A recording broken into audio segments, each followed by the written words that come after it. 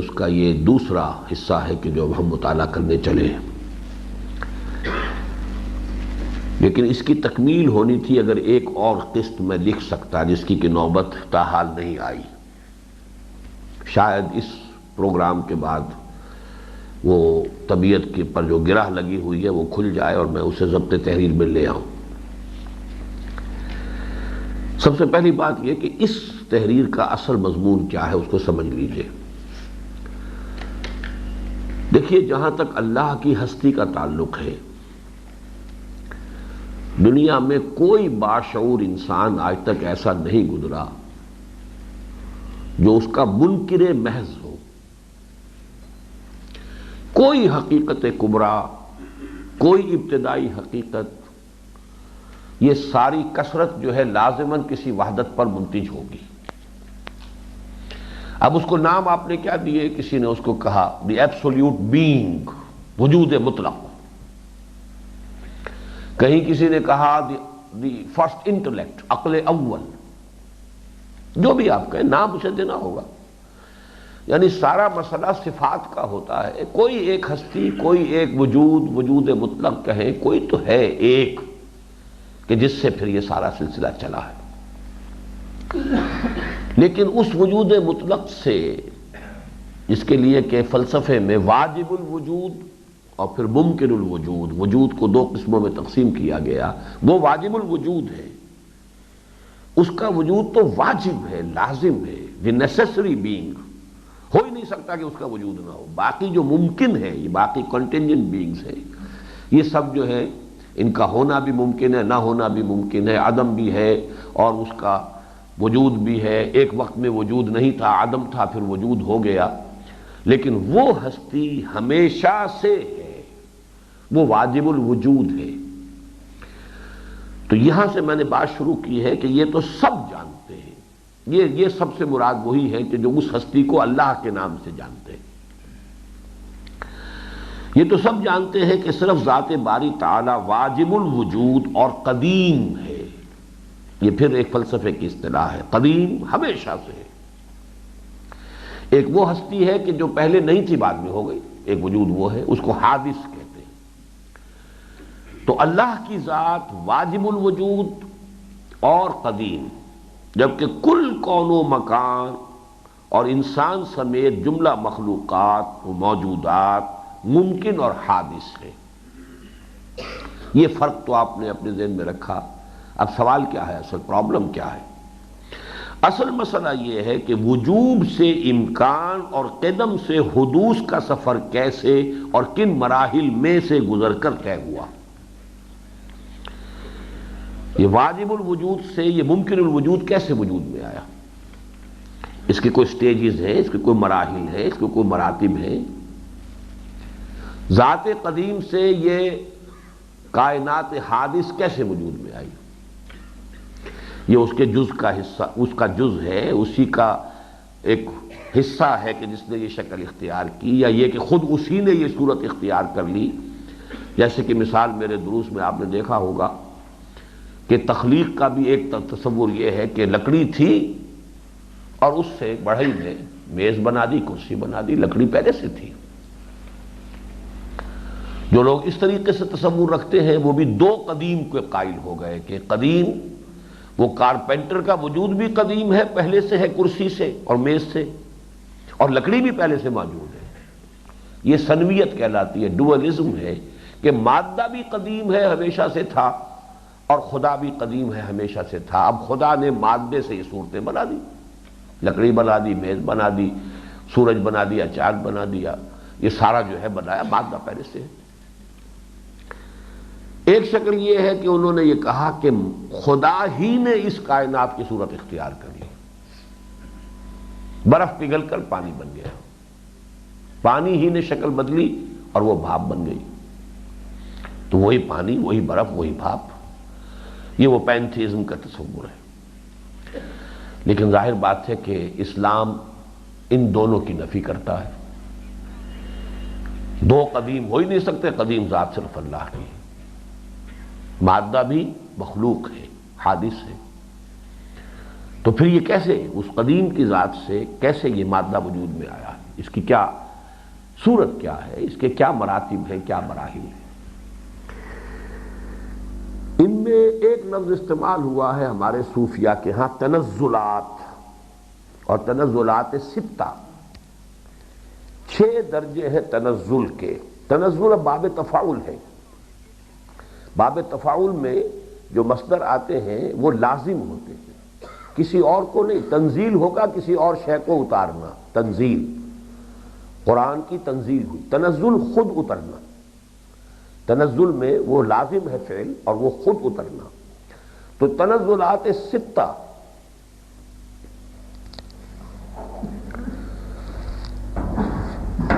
ذات بحت۔ ذات بحت کا تصور یہ ہے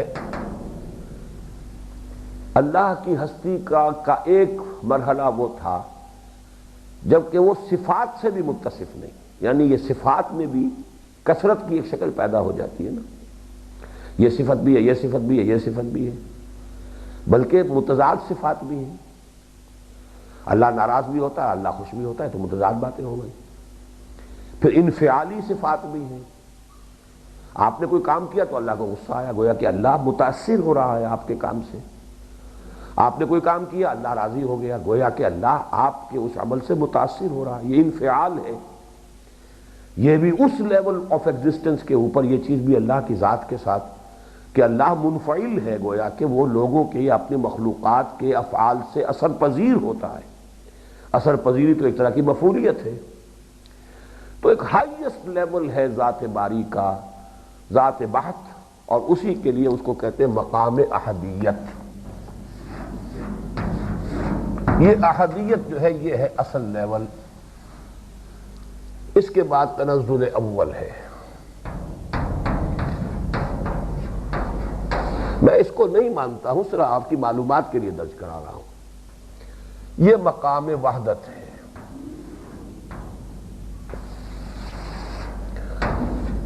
پھر تنزل ثانی ہے، یہ مقام واحدیت ہے۔ اب اس کے لیے کیا دلیل ہے؟ کوئی دلیل ولیل کسی کے پاس نہیں، نہ قرآن سے، نہ عقل سے، نہ، لیکن یہ کہ بہرحال کچھ تو کرے نا۔ They have to fill the gap. قدیم سے حادث تک یہ مراحل، کچھ مرحلے تو ہوں گے نا۔ تنزل ثالث،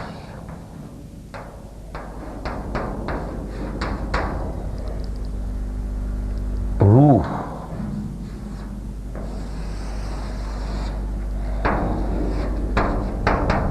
تنزل رابع،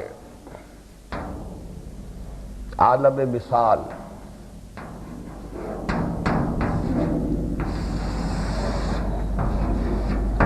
تنزل خامس،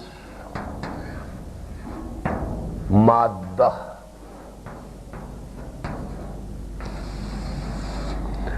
تنزل سادس، انسان۔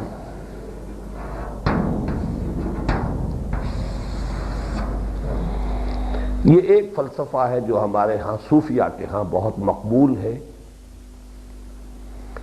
دوسرے جو عقلاء ہیں، جو صوفی نہیں، فلسفی، اور اس میں یونان کے خاص طور پر جو ایرسٹاٹل کے جو ماننے والے متبعین ہیں، انہوں نے کہا وہ ذات اول جو ہے وہ عقل اول ہے، دی فرسٹ انٹلیکٹ۔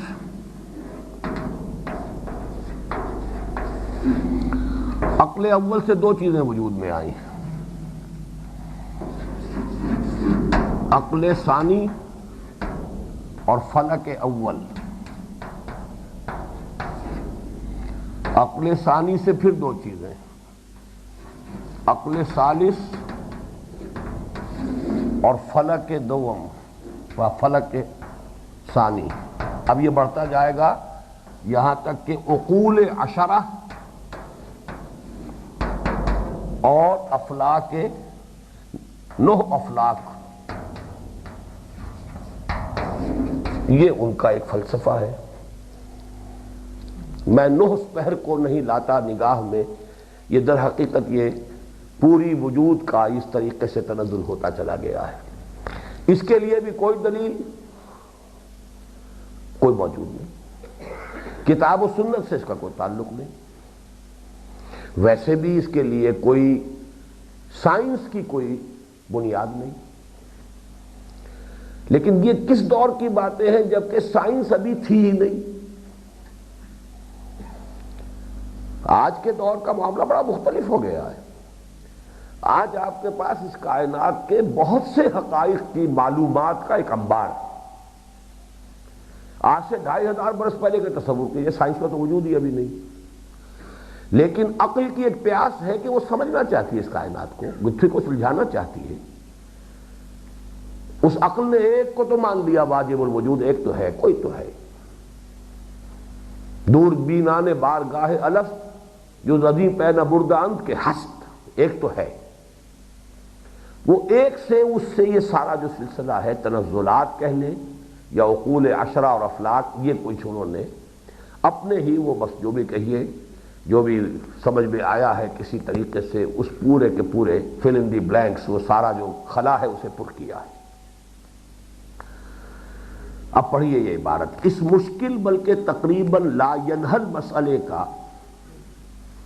ایک حل تو قدیم منطق اور فلسفے کے ماہرین نے کیا کہ واجب سے ممکن اور قدیم سے حادث کے مابین عقول عشرہ اور 9 افلاک، یعنی 10 عقلیں اور 9 آسمان تصنیف کر ڈالے، جن کے لیے کوئی دلیل نہ تجرباتی علم میں ہے نہ وحی آسمانی میں۔ علم دو ہی ہے، یا تجرباتی علم ہے سائنس سے، اور یا پھر وحی آسمانی ہے، کہیں کوئی وجود نہیں۔ دوسرا، جیسا کہ میں نے عرض کیا، وہ تنزلات ہے، اسی لیے پہلے پیرے میں وہ لفظ موجود تھا، آیا اس طویل سفر میں تنزل ہی تنزل ہے یا کوئی مرحلہ ارتقاء کا بھی آیا ہے؟ خود وحی آسمانی نے بھی اس کے ضمن میں نہ تفصیلی بحث کی ہے، نہ صراحت سے کام لیا، بلکہ صرف اشارات پر اکتفا کیا، اس لیے کہ اس کا اصل مقصد ہدایت اور صراط مستقیم کی وضاحت ہے، اور اس کے ضمن میں بھی اس نے عوام کی ضروریات اور ان کے فہم و شعور کی سطح کو زیادہ پیش نظر رکھا ہے۔ یہاں بھی دیکھیے اسٹیٹمنٹ کو کوالیفائی کیا زیادہ، جیسا کہ میں نے علامہ اقبال کے اس جملے سے اختلاف کیا تھا کہ ان کوالیفائڈ فارم میں وہ اسٹیٹمنٹ غلط ہے کہ قرآن ایک ایسی کتاب ہے کہ جو نظریے پر عمل کو زیادہ زور دیتی ہے، نہیں، بظاہر اپیرنٹلی واقعتاً یہ بات ہے، یہاں پر بھی زیادہ پیش نظر رکھا ہے، اور دقیق حقائق و معارف کے ضمن میں اجمالی اشارات پر اکتفا کی ہے کہ عاقلانہ اشارہ کافی است۔ البتہ عروج آدم خاکی سے انجم سہمے جاتے ہیں کہ مصداق علم الاسماء جو آدم کو ابتدا ہی میں ادا کر دیا گیا تھا، گویا نوع انسانی میں بالقوہ پوٹینشلی ودیت کر دیا گیا تھا، ظہور و بروز کی بے شمار منزلوں سے گزر کر اب اس مقام تک پہنچ گیا ہے کہ تخلیق اور تسویہ کی تحقیق و تفتیش سے بڑھ کر تکوین یا ایجاد و ابداع کے در پر دستک دے۔ یہ الفاظ ذرا ثقیل ہو گئے۔ تخلیق اور تسویہ تو قرآن مجید میں بار بار آیا ہے، سبح اسم ربک الاعلی الذی خلق فسوی، خلق فسوی، تخلیق اور تسویہ۔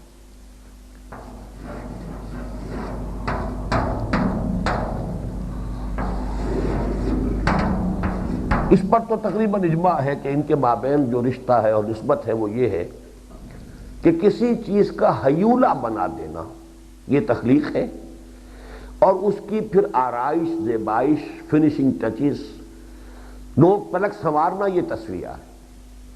بلڈنگ کا سٹرکچر کھڑا ہو جاتا ہے، اس کے بعد پھر جو ہے اس کے اوپر آرکیٹیکچرل جو بھی آپ کرتے ہیں وہ اضافی ہے۔ تسویہ برابر کر دینا، اس کی کہیں دیوار جو ہے اونچی نیچی تھی، پلسٹر سے آپ نے سیدھا کر دیا، بالکل برابر کر دیا، حالانکہ دیوار کی تعمیر میں کہیں تھا کوئی کونا نظر آ رہا ہے، کوئی اونچ نیچ ہے، لیکن نہیں، تسویہ ہو گیا۔ تو تخلیق اور تسویہ، اور جو 3 الفاظ دوسرے ہیں یہ اصل میں در حقیقت شاہ ولی اللہ دہلوی رحمۃ اللہ علیہ کی جو کتاب ہے حجت اللہ البالغہ، اس کا پہلا چیپٹر ہے کہ اللہ تعالیٰ کے 3 افعال ہیں بنیادی، ابداع یا اسی کے لیے لفظ تکوین اب میں نے استعمال کیا یہاں، یہ ایک ہی شے ہے، خلق اور تدبیر۔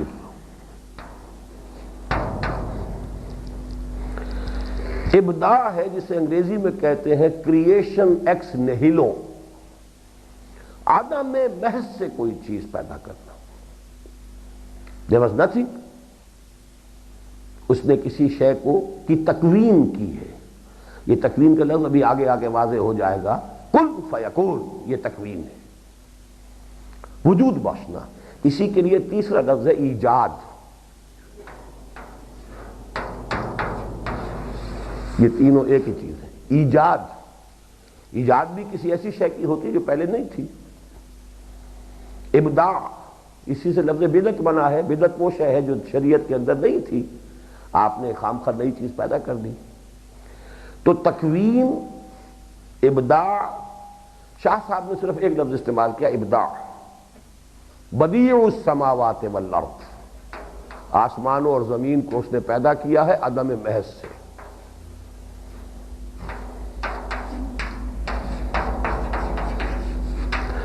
اور خلق ہے کسی شے سے شے کو بنانا، یہ اللہ کا دوسرا فعل ہے۔ تخلیق میں اسی وجہ سے آپ دیکھتے ہیں کہ من ساتھ آ جاتا ہے۔ خلق الانسان من صلصال کالفخار، تو وہ مٹی تو پہلے سے تھی جس سے انسان کو بنایا، مٹی سے انسان بنایا۔ وَخَلَقَ الْجَانَّ مِن مَّارِجٍ مِّن نَّارٍ، آگ کی لو سے، لپٹ سے، لو سے اس نے جنات کی تخلیق کی۔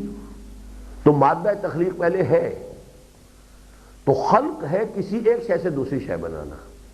ابداع یا ایجاد یا تکوین ہے عدم محض سے کسی شے کی ایجاد کر دینا، ابداع کر دینا، تکوین کر دینا۔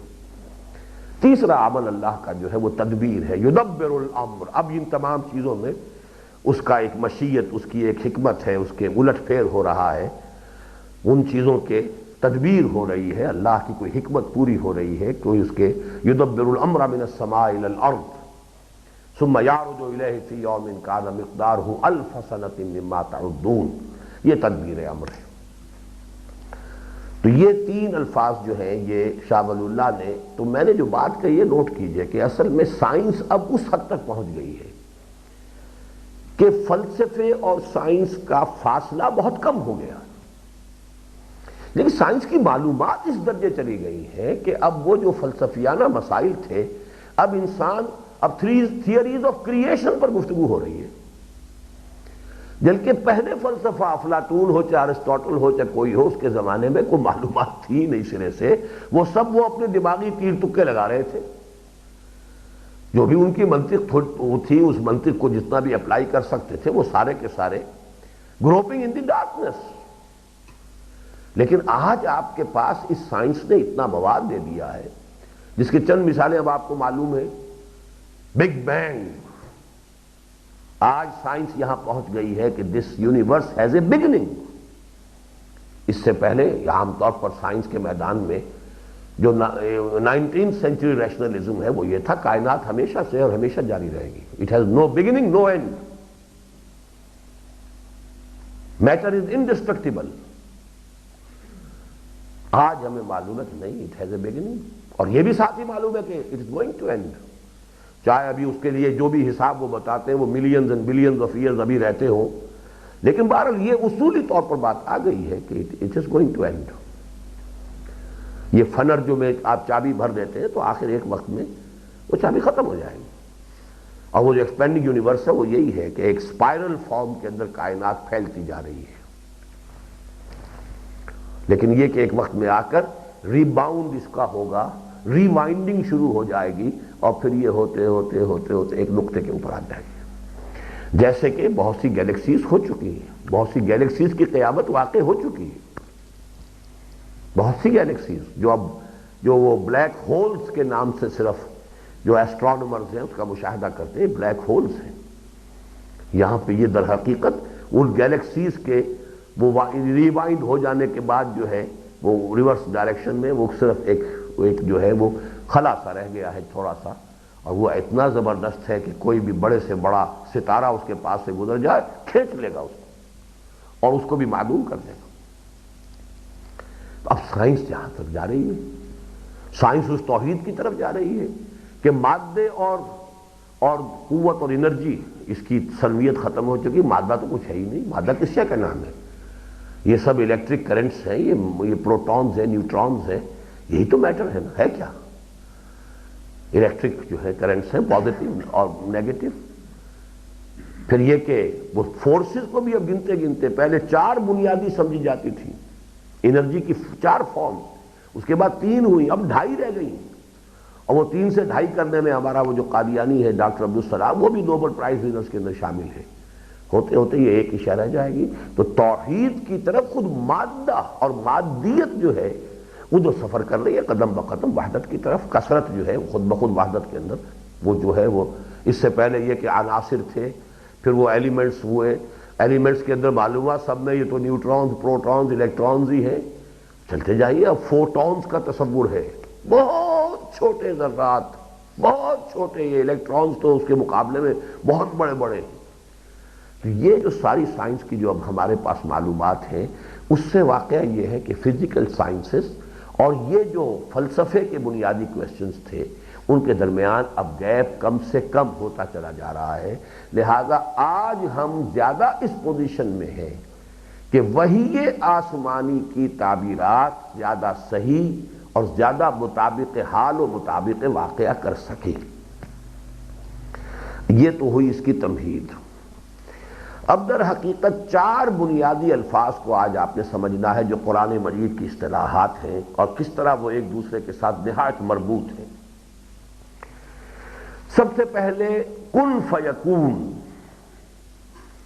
وحی آسمانی تکوین یا ایجاد و ابداع کی اساس اللہ تعالیٰ کے کلمہ کن کو قرار دیتی ہے بفاوائے آیات قرآنیہ۔ وَإِذَا قَضَىٰ أَمْرًا فَإِنَّمَا يَقُولُ لَهُ كُن فَيَكُونُ۔ یہ جو ہمارے آج صبح کے بھی اس مطالعے میں الفاظ آ گئے تھے، 2 عالم، عالم امر اور عالم خلق۔ عالم امر عالم تکوین ہے، عالم خلق یہ دوسرا درجہ ہے۔ قرآن مجید میں آپ کو ایک عجیب حقیقت نظر آئے گی، تکوین میں کوئی ٹائم ایلیمنٹ نہیں ہے، کن فیکون، نو ٹائم ایلیمنٹ، جبکہ خلق میں لازماً ٹائم ایلیمنٹ ہے۔ خلق السماوات والارض فی 6 ایام، اور وہ ایام کون سے ہیں؟ وہ تمہارے 24 گھنٹے کے سال یہ دن نہیں ہے، تو خلق کے اندر لازماً ٹائم ایلیمنٹ ہے۔ اب ہم ذرا عالم امر سے مختلف گفتگو کر رہے ہیں۔ وہی آسمانی تکوین یا ایجاد و ابداع کی اساس اللہ تعالیٰ کے کلمہ کن کو قرار دیتی ہے بفاوائے آیات قرآنیہ۔ سورہ بقرہ کی آیت نمبر 117، وَإِذَا قَضَىٰ أَمْرًا فَإِنَّمَا يَقُولُ لَهُ كُن فَيَكُونُ۔ سورہ آل عمران کی آیت نمبر 47، وَإِذَا قَضَىٰ أَمْرًا فَإِنَّمَا يَقُولُ لَهُ كُن فَيَكُونُ۔ ان دونوں آیتوں میں کیا فرق ہے؟ ایک میں واہ ہے، ایک میں نہیں ہے، باقی بعین ہی وہی الفاظ۔ تیسری آیت سبحانہ اذا قضى امرا فانما يقول له كن فيكون، پھر وہی الفاظ۔ فاذا، اب یہاں فا سے شروع ہو گئی، فاذا قضى امرا فانما يقول له كن فيكون۔ یہ چاروں آیات تو تقریباً ہم مانی ہیں، اور ان سب کا حاصل یہ ہے کہ اللہ تعالیٰ جب کسی بات کا فیصلہ کر لیتا ہے تو اس کے سامنے اس کا بس یہ کہنا کفایت کرتا ہے کہ کن، اور وہ ہو جاتی ہے۔ اسے کسی مادے کی ضرورت نہیں ہے تخلیق کے لیے، اور اس کی تخلیق میں اس کی اس مرحلے تخلیق، لفظ تخلیق کو ایک جنرل ٹرم کی حیثیت سے، جنرک ٹرم کی حیثیت سے یہاں بھی ہم استعمال کر سکتے ہیں، لیکن یہ جو ابداع والی تخلیق ہے یا تکوین والی تخلیق ہے، اس میں کوئی ٹائم ایلیمنٹ نہیں ہے، انسٹنٹینیس، کن فیکون۔ البتہ دو مزید آیات میں ذرا اتناب ہے، بات کو ذرا اور کھولا گیا ہے۔ سورۃ النحل کی آیت نمبر 40، انما قولنا لشیء اذا اردناہ ان نقول له کن فیکون۔ ہمارا تو کہنا کسی شے کے لیے کہ جب ہم اس کا ارادہ کر لیتے ہیں تو بس یہ کافی ہے کہ کن اور وہ ہو جاتی ہے۔ We need no matter، نہ کوئی وسائل کی ضرورت۔ دیکھیے ہر شے کو کرنے کے لیے، بڑھئی کو میز بنانے کے لیے لکڑی بھی چاہیے تھی، کوئی رندہ بھی چاہیے تھا، کوئی آری بھی چاہیے تھی، کوئی وسائل اور کوئی مادہ تخلیق۔ اللہ کے لیے اس مرحلہ تخلیق میں نہ کوئی مادہ تخلیق ہے، نہ کوئی وسیلہ، نہ کوئی ذریعہ، نہ کوئی ہتھیار، نہ کوئی انسٹرومنٹ، کوئی شے۔ سورہ یاسین کی آیت، انما امرہ اذا اراد شیئا فانما ان یقول له کن فیکون۔ اس کا امر تو بس یہ ہے۔ یہاں آپ نے ہر جگہ دیکھا امر کا لفظ آ رہا ہے۔ یہ تکوین اور لفظ امر کتنے ایک دوسرے کے ساتھ کنیکٹڈ ہیں۔ یہ اس عالم امر کی بات ہو رہی ہے، عالم خلق کی بات نہیں ہو رہی۔ عالم خلق میں تو ٹائم ایلیمنٹ 6 دن میں پیدا کیا آسمانوں اور زمین کو، تو گویا کہ یہاں پر جس کا تذکرہ ہو رہا ہے اس میں ٹائم ایلیمنٹ نہیں، کوئی مادہ تخلیق نہیں، کوئی آلہ تخلیق نہیں۔ یہی وجہ ہے کہ قرآن حکیم جہاں اللہ تعالیٰ کے فرامین و فرمودات اور اوامر و احکام و نوامیس و قوانین اور فیصلوں اور طے شدہ امور کو کلمات سے تعبیر کرتا ہے، وہاں مندرجہ ذیل 2 آیات میں اس کا پورا امکان موجود ہے کہ کلمات و ربی اور کلمات اللہ کے لاتعداد ہونے سے مراد جہاں اللہ تعالیٰ کے علم و حکمت کا لامحدود ہونا ہو، وہاں اس کی مخلوقات کا لا یحصیٰ ہونا بھی ہو، اس لیے کہ فی الواقع اس کی مخلوقات ہی اس کے کمال علم اور کمال حکمت اور کمال قدرت کی نشانیاں یعنی آیات ہیں۔ اس معنی میں گویا ہر مخلوق اللہ کے ایک کلمہ کن کا ظہور ہے۔ اب یہ 2 آیتیں بھی اس اصول کو ذہن میں رکھیے کہ قرآن مجید میں اہم مضمون 2 مرتبہ ضرور آتا ہے۔ قل لو كان البحر مدادا لكلمات ربي لنفد البحر قبل ان تنفد كلمات ربي ولو جئنا بمثله مددا۔ کہہ دو کہ میرے پروردگار کی کلمات کے لیے اگر سمندر روشنائی بن جائے تو وہ بھی ختم ہو جائے گا اس سے پہلے کہ میرے رب کے کلمات ختم ہو، خواہ اس جیسا ایک اور سمندر لے آئیں مدد کے لیے۔ اب ظاہر بات ہے یہ تشبیہ ہے، تمثیل ہے، کسی شے کے لامتناہی ہونے کے لیے استعارہ ہے۔ پورا سمندر سیاہی بن جائے اور سمندر لے آیا جائے اور کلمات الہی لکھے جا رہے ہوں تو کلمات ختم نہیں ہوں گے، سیاہی ختم ہو جائے گی، سمندر ختم ہو جائے گا۔ اس سے مراد کیا ہے؟ کیا یہ استعارہ صرف اللہ تعالیٰ کے علم کے لیے، اللہ کی حکمت کے بے کراں اور لامتناہی ہونے کے لیے استعارہ ہے، یا یہ کہ اس معنی میں کہ ہر کائنات میں جو شے موجود ہے وہ اللہ کے کلمہ کن کا ظہور ہے؟ تو مخلوقات غیر متناہی ہیں، اس معنی میں کلمات الہیہ جو ہے وہ لا متناہی ہے، اور یہی مضمون آگے آ رہا ہے۔ وَلَوْ أَنَّ مَا فِي الْأَرْضِ مِنْ شَجَرَةٍ أَقْلَامٌ وَالْبَحْرُ يَمُدُّهُ مِنْ بَعْدِهِ 7 أَبْحُرٍ مَا نَفِدَتْ كَلِمَاتُ اللَّهِ۔ اگر زمین کے سارے درخت قلم بن جائیں اور سمندر ایک نہیں 7 سمندر اور اس کے اندر شامل کر دیے جائیں ان کو لکھنے کے لیے، سیاہی کے طور پر استعمال کرنے کے لیے، تب بھی اللہ کے کلمات ختم نہیں ہوں گے۔ تو گویا کہ اس تکوین کے مرحلے میں ہم نے 2 الفاظ جو ہیں وہ سمجھے، ایک کن فیکون، دوسرے کلمہ اور کلمات۔ آگے چلیے، مندرجہ بالا آیات کے عمومی اسلوب سے قطع نظر قرآن حکیم میں اللہ تعالیٰ کی جملہ مخلوقات و ایجادات میں سے تعین کے ساتھ صرف حضرت مسیح علیہ السلام کو کلمۃ اللہ قرار دیا گیا ہے۔ باقی تمام مخلوقات جو ہیں اس کے لیے تعین کے ساتھ، صراحت کے ساتھ نہیں ہے۔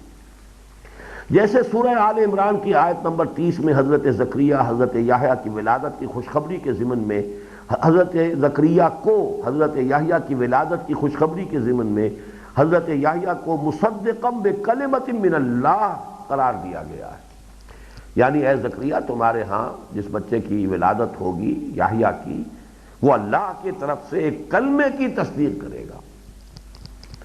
آگے چلیے اس سے بھی زیادہ واضح، اور ذرا آگے چل کر آیت نمبر 45 میں حضرت مریم کو حضرت مسیح کی بشارت کے ضمن میں ان اللہ یبشرک بکلمۃ منہ، اللہ تعالیٰ مریم تمہیں بشارت دیتا ہے اپنی طرف سے کلمے کی۔ اب دیکھیے نوٹ کرنے کی بات ہے، قرآن مجید ان الفاظ کو کیوں لا رہا ہے؟ سطحی طور پر گزر جائیے، لیکن حضرت مسیح کو کلمۃ اللہ کیوں کہا گیا؟ اور آگے چلیے اس سے بھی زیادہ وضاحت کے ساتھ سورہ نساء کی آیت نمبر 171 میں فرمایا گیا انما المسیح عیسی ابن مریم رسول اللہ وکلمتہ القاہا الی مریم، یقیناً مسیح مریم کا بیٹا عیسیٰ اللہ کا رسول ہے اور اس کا کلمہ جو القاء فرمایا اس نے مریم کی جانب۔ اس کا سبب بظاہر یہ ہے کہ اللہ تعالیٰ ہر شے کی تخلیق اور تصویر کے ساتھ تقدیر اور ہدایت کا سلسلہ بھی قائم فرما دیتا ہے۔ سبح اسم ربک الاعلی الذی خلق فسوی والذی قدر فہدی، یہی تقدیر و ہدایت ہے جو جمادات کی سطح پر قوانین طبعیہ یعنی فزیکل لاز آف نیچر اور لاز آف دی نیچر قرار پاتے ہیں۔ جمادات، نباتات کے معاملے میں خالص طبیعی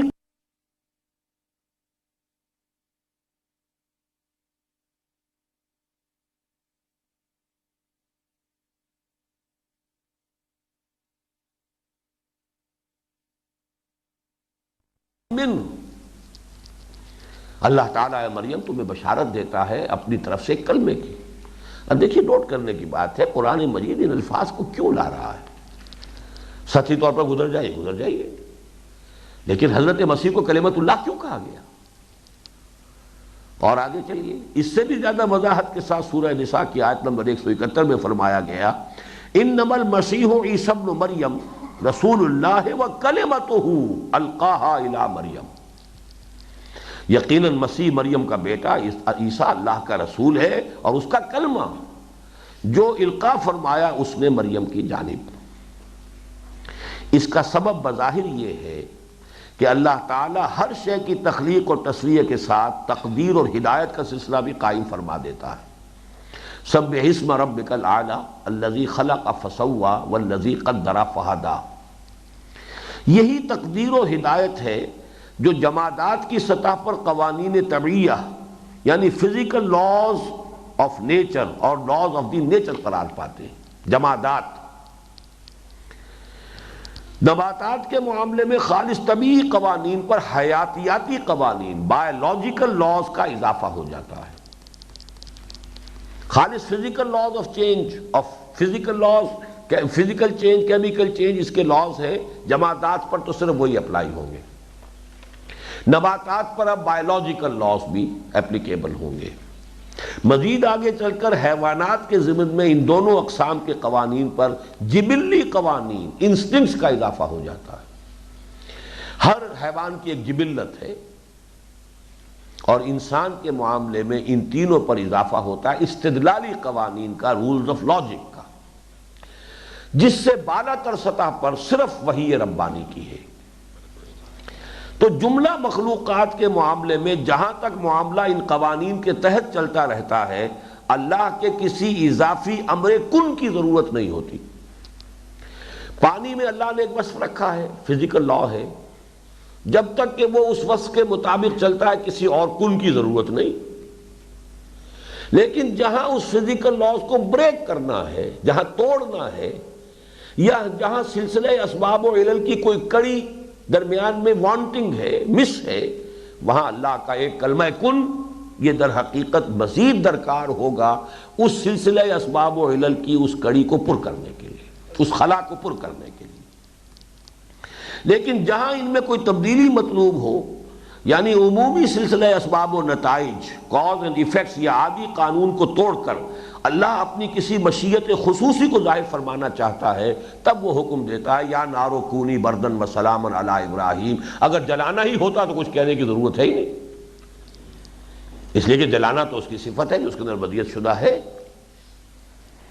اسی کو خرق عادت یا معجزے سے تعبیر کیا جاتا ہے، یا عام اسباب عادیہ کی کسی کڑی کو حذف کرنا ہو تو ایک اضافی کلمہ کن اس کڑی کی جگہ لیتا ہے۔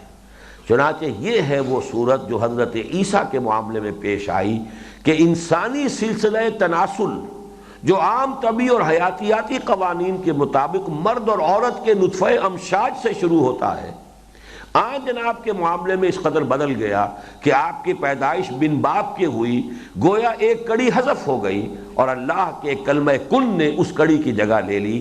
یہی وجہ ہے کہ وہ کلمۃ من اللہ یا کلمۃ من ہو یا کلمہ قرار پائے۔ یہ توجیہ ہے حضرت عیسیٰ علیہ السلام کو کلمہ قرار دینے کی کہ یہاں جو بھی تناسل کا ایک قاعدی قانون تھا اللہ کا، اس کے اندر سے ایک کڑی جو تھی، ایک لنک اس میں سے مسنگ تھا، جس کے لیے اللہ کا لفظ کن، کلمۃ القاہا الی مریم، یہ اللہ تعالیٰ کی طرف سے ایک خاص کلمے کا ظہور ہے۔ یہ بات متکلمین کے نزدیک متفق علیہ ہے۔ اب یہاں آئیے، کل کائنات اللہ کے کلمہ کن کا ظہور ہے۔ ابھی اس کی کڑیوں کی طرف ہم نہیں جا رہے، وہ کڑیاں بعد میں آئیں گی، لیکن یہ بات متکلمین کے نزدیک متفق علیہ ہے کہ کلام متکلم کی صفت ہوتا ہے، اور کلام تو ایک ایسی صفت ہے کہ جس میں متکلم کی جملہ صفات کا عکس ہوتا ہے، باقی صفات علیحدہ علیحدہ ہوں گی، لیکن ایک متکلم کی پوری شخصیت کا اگر عکس ہے تو اس کے کلام میں ہے۔ اسی بنا پر علامہ اقبال نے قرآن کو مثل حق قرار دیا ہے۔ مثل حق پنہاؤ ہم پیداستو، زندہ و پائندہ و گویاستو۔ اور صفات باری تعالیٰ کے بارے میں یہ بات بھی بدیہی اور متفق علیہ ہے کہ وہ ذات خداوندی کے مانند اطلاقی شان کی حامل ہے، مطلق ہے۔ اللہ کی ہر صفت مطلق ہے، اس کی ذات بھی ایبسولوٹ، مطلق، لا متناہی، غیر محدود، اور اس کی صفات بھی تمام صفات لا متناہی، غیر محدود اور مطلق ہے۔ رہی ذات اور صفات کی باہمی نسبت، یعنی علامہ اقبال کے اس مسئلے کے مطابق کہ ہے صفات ذات حق حق سے جدا یا عین ذات، تو اس تقریباً لا ینحل مسئلے کا حل بھی لا عین ولا غیر کے سوا اور کوئی نہیں، خواہ یہ بظاہر کتنا ہی مومن نظر آئے۔ اب اس بحث میں نہیں جاؤں گا، یہ متکلمین کا متفق علیہ بات ہے۔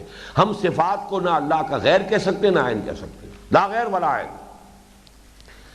اب نوٹ کیجئے جو جملہ جو موٹے الفاظ میں لکھا گیا ہے، لہذا ذات باری تعالی کا وہ کلمہ کن بھی جو موجودہ کون و مکان کے کل سلسلہ تکوین و تخلیق کا نقطہ آغاز بنا، ابتدا میں لازماً مطلق، لا محدود اور کیف و کم کے جملہ تصورات سے ماورا تھا، البتہ اسی کلمہ کن نے تنزلات کی منزلیں طے کرنی شروع کی، جن کے ذریعے وجوب سے امکان اور قدم سے حدوث کی جانب جو سفر شروع ہوا۔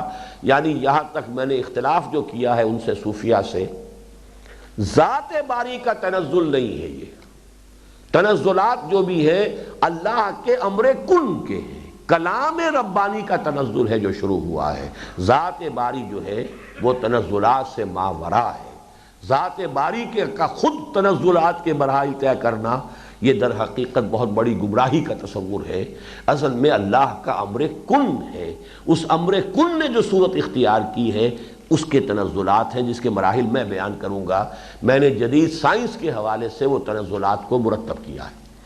یعنی میں نے جو آپ کے سامنے نقشہ کھینچا تھا اس میں سے جو تو فلاسفہ کا ہے، عقول عشرہ اور افلاک تاسعہ، وہ تو میرے نزدیک سرے سے سوائے یعنی محمل بات کے اور بے تکی بات کے، عقل اور منطق کسی شے میں کوئی نہیں۔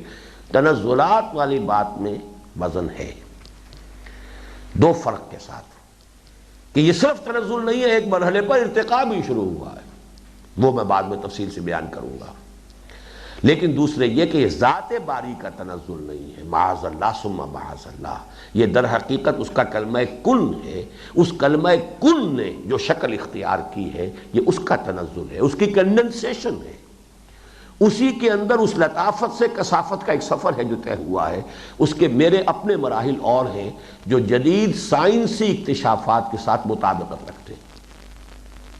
جیسا کہ میں نے عرض کیا تھا، ابھی سائنس نے ان دروازوں پر بھی جا کر دستک دی ہے۔ اب وہ معلومات کا اتنا کچھ خزانہ ہمارے پاس ہے کہ اس کے حوالے سے ہم ان تمام چیزوں کے اندر جو گیپ تھا اسے فل کر سکتے ہیں۔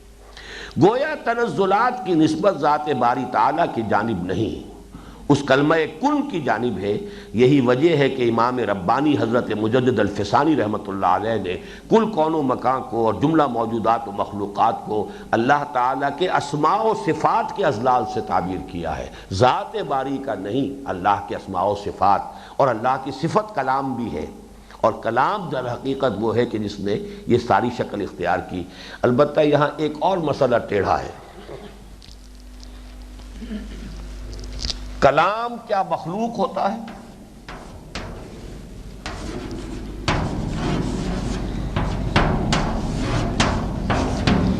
آپ کو معلوم ہے کہ کتنی زبردست کنٹروورسی اس پر ہوئی تھی، قرآن مخلوق ہے یا غیر مخلوق؟ کلام تو اصل میں صادر ہوتا ہے، میں اپنے کلام کا خالق نہیں ہوں، کلام میرے وجود سے صادر ہو رہا ہے۔ اب دیکھیے یہاں جو الفاظ میں استعمال کر رہا ہوں بات کو سمجھانے کے لیے، اس کو لٹرل سینس میں ذات باری تعالیٰ پر اپلائی نہ کر لیجیے گا، اس لیے کہ لٹرلی کوئی تشبیہ، کوئی تمثیل اللہ تعالیٰ کی ذات پر کسی درجے میں اپلیکیبل نہیں ہے، لیس کمثلہ شیء۔ لیکن اب سمجھانے کے لیے ہمارے پاس اور کوئی ذرائع نہیں ہے، تمثیل و تشبیہ۔ مثل نورہ کمشکاۃ فیہا مصباح، المصباح فی زجاجہ، زجاجۃ کانہا کوکب دری یوقد من شجرۃ مبارکۃ زیتونۃ لا شرقیۃ ولا غربیہ۔ کوئی نہ کوئی تمثیل تو لانی پڑے گی۔ دیکھیے اصل میں میری کوئی صلاحیت ہے، میرا کوئی فہم ہے، میری کوئی انرجی ہے، میرا کلام در حقیقت اس کا ظہور ہے، وہ مجھ سے صادر ہو رہا ہے۔ اس اعتبار سے اب تعلق جڑ جائے گا وحدت الوجود کے مسئلے سے۔ اگر کلام مخلوق نہیں ہے، صادر ہوتا ہے، تو اس اعتبار سے کہا، اور صفت جو ہے وہ نہ غیر ہے نہ عین ہے، تو یہ کائنات اللہ کی نہ عین ہے نہ غیر ہے، اس لیے کہ یہ اس کی ایک صفت ہے، اس کے کلام کا ظہور ہے، کلام اللہ کی صفت ہے۔ اس مسئلے کو ذرا ہم آگے چل کر جبکہ وحدت الوجود کے مسئلے پر بحث کریں گے تب ذرا تفصیل سے دیں گے۔ ابھی یہاں صرف اس حد تک رکھیے کہ ہم نے کلام اور کلمہ اور اللہ کے ایجاد اور ابداع کے لیے اصل بنیاد اللہ کا کلمہ کن۔ اب آگے چلیے، اس کی ایک مثال میں دے رہا ہوں یوحنا کی انجیل سے۔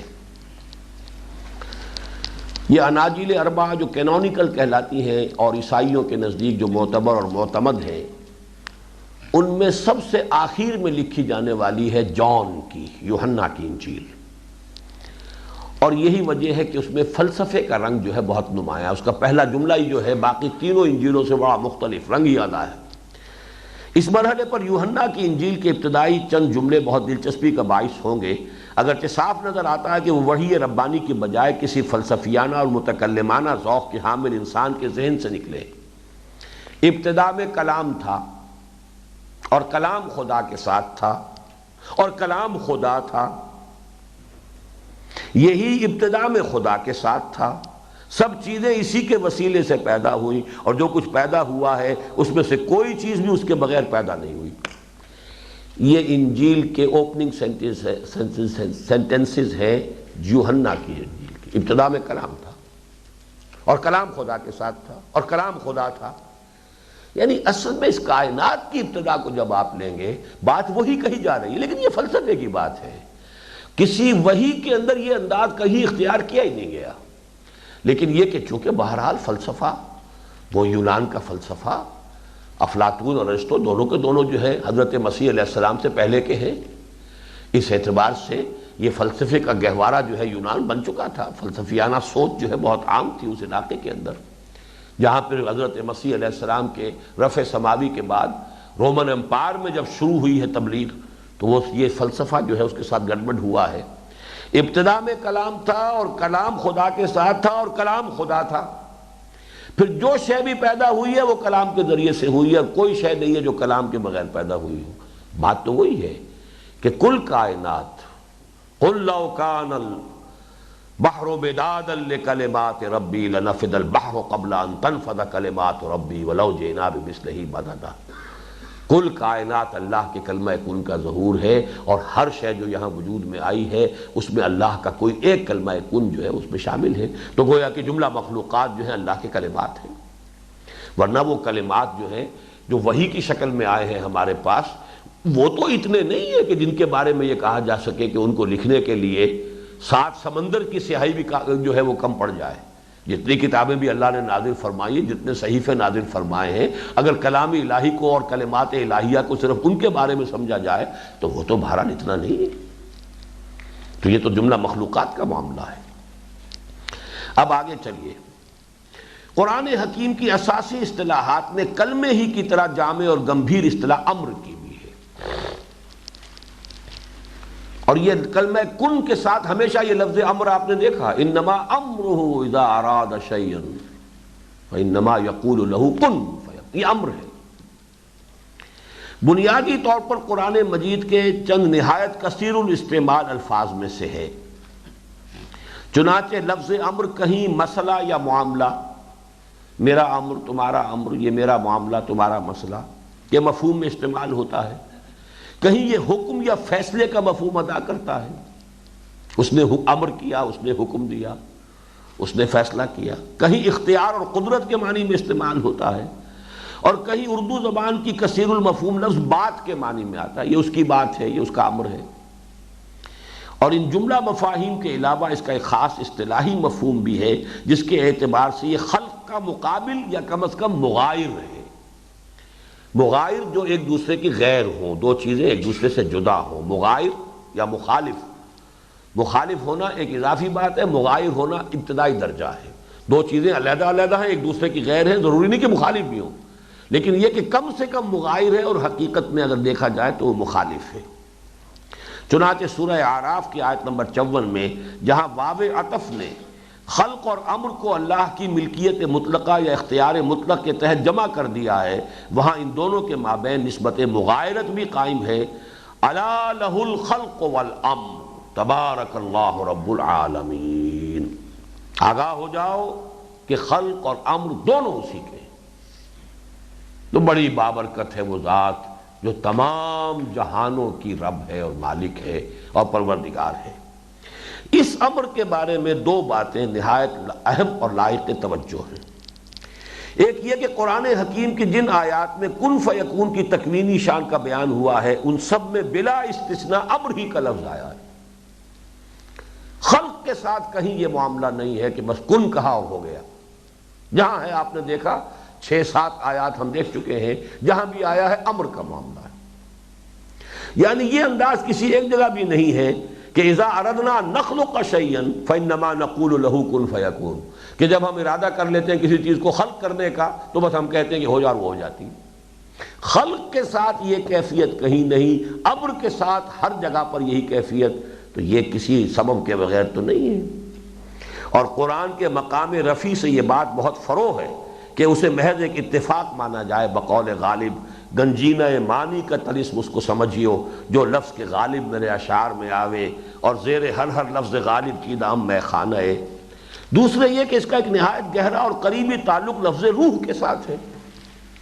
یہ 4 الفاظ ہمیں آج نوٹ کرنے ہیں: کن، امر، روح، نور. چنانچہ یہ دوسری طرف یہ کہ اس لفظ امر کا ایک بڑا گہرا تعلق اور قریبی رشتہ جو ہے وہ لفظ روح کے ساتھ ہے. بفوائے آیات قرآنی وَيَسْأَلُونَكَ عَنِ الرُّوحِ قُلِ الرُّوحُ مِنْ أَمْرِ رَبِّي. یہ نبی آپ سے پوچھتے ہیں یہ لوگ روح کے بارے میں، کہہ دیجئے روح میرے رب کا امر ہے. يُنَزِّلُ الْمَلَائِكَةَ بِالرُّوحِ مِنْ أَمْرِهِ عَلَى مَنْ يَشَاءُ مِنْ عِبَادِهِ. وہ نازل فرماتا ہے فرشتوں کو اپنے امر کی روح کے ساتھ اپنے بندوں میں سے جس پر چاہے. اب دیکھیے ایک لفظ وحی بھی آ سکتا تھا، يُنَزِّلُ الْمَلَائِكَةَ بِالْوَحْيِ عَلَى مَنْ يَشَاءُ مِنْ عِبَادِهِ، بات ختم ہو گئی. فرشتے کیا چیز لاتے رہے؟ وحی۔ اب ہم اپنی گفتگو میں عام بول چال میں ہمیشہ ایک ہی لفظ استعمال کرتے ہیں، وحی۔ یہ قرآن مجید مختلف الفاظ کیوں استعمال کر رہا ہے؟ ہاں وحی کا لفظ بھی آیا ہے، انذرکم بالوحی، میں تمہیں وحی کے ذریعے سے تمہارا انذار کر رہا ہوں۔ ما کان لبشر ان یکلمہ اللہ الا وحیا او من وراء حجاب، وحی کا لفظ بھی قرآن میں ہے، لیکن یہ جو لفظ آ رہا ہے روحا من امرنا، ينزل الملائکۃ بالروح من امرہ علی من یشاء من عبادہ، یلقی الروح من امرہ علی من یشاء من عبادہ، سورہ مومن۔ وَكَذَلِكَ أَوْحَيْنَا إِلَيْكَ رُوحًا مِّنْ أَمْرِنَا، سورۃ الشورى۔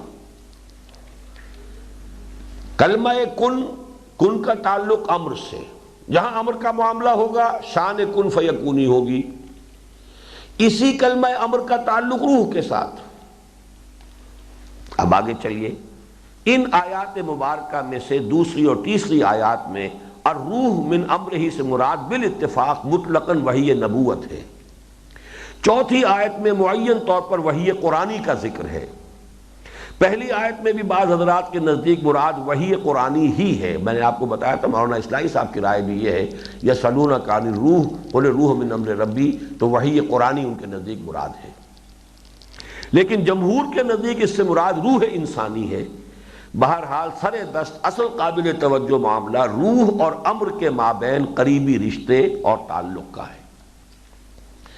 اب اگر قرآن حکیم میں لفظ روح کے دوسرے استعمالات و اطلاقات پر غور کیا جائے تو جو صورت سامنے آتی ہے وہ یہ ہے۔ 4 مقامات پر سورہ بقرہ کی آیت نمبر 87 اور 253، سورہ مائدہ کی آیت نمبر 110، سورۃ النحل کی آیت نمبر 102 پر روح القدس کے الفاظ وارد ہوئے، اور ایک مقام پر الشعراء آیت 193 میں الروح الامین کے الفاظ استعمال ہوئے۔ روح القدس کا ترجمہ کیا ہوگا؟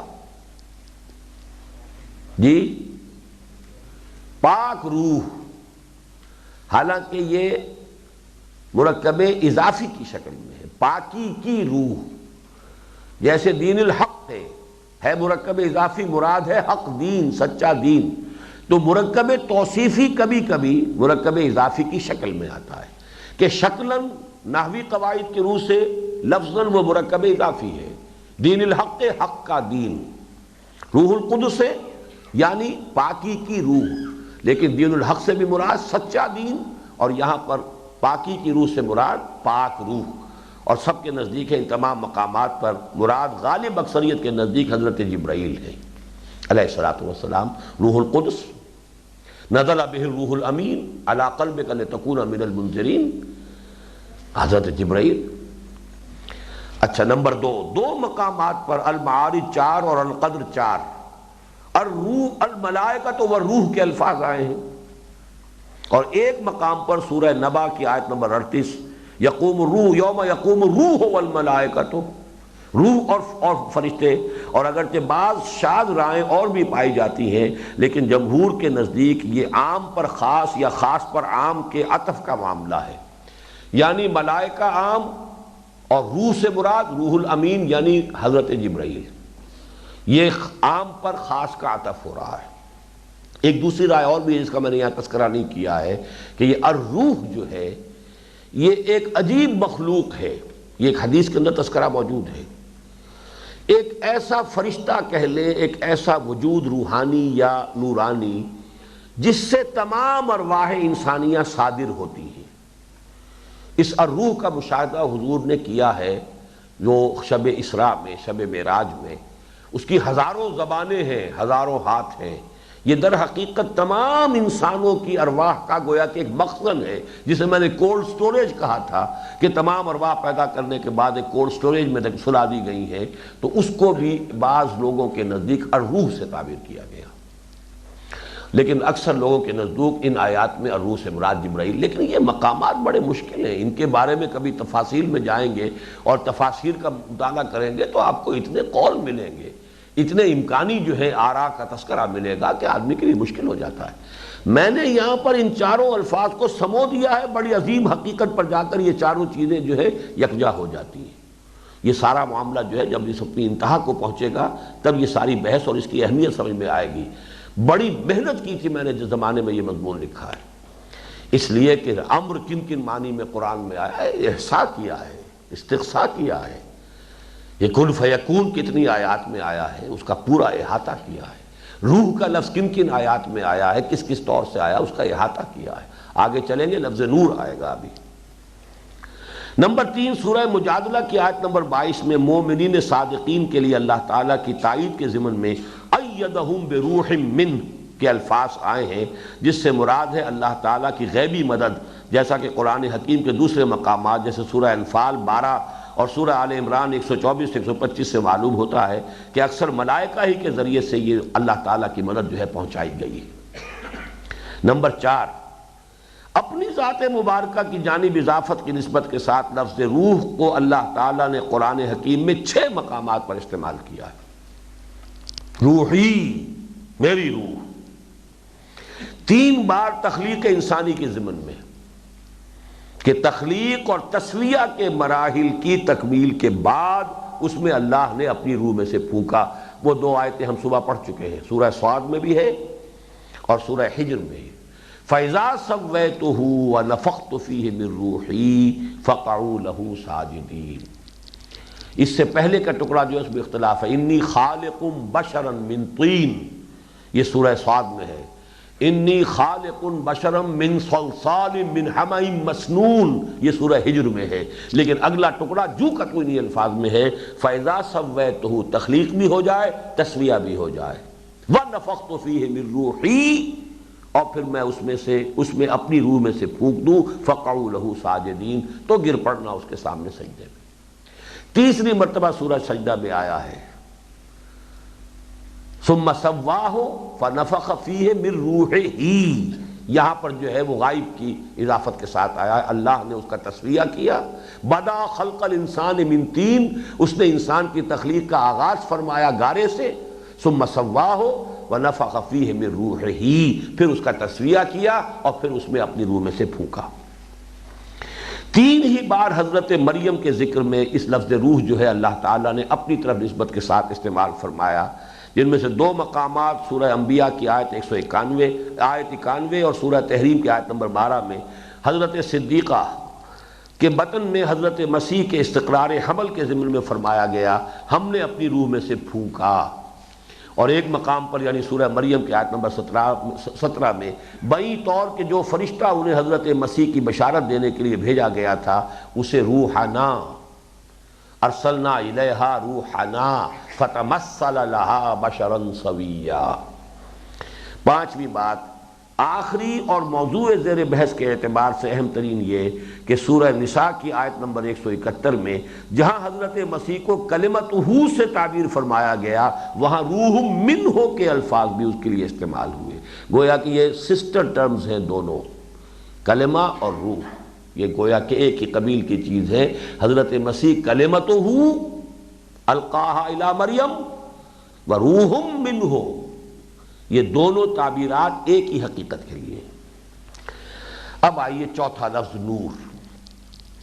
ملائکہ، ارواح انسانیہ اور وحی کے باہمی قرب اور ذات باری سبحانہ و تعالی سے ان کے تعلق کو ظاہر کرنے والا ایک مزید لفظ نور ہے۔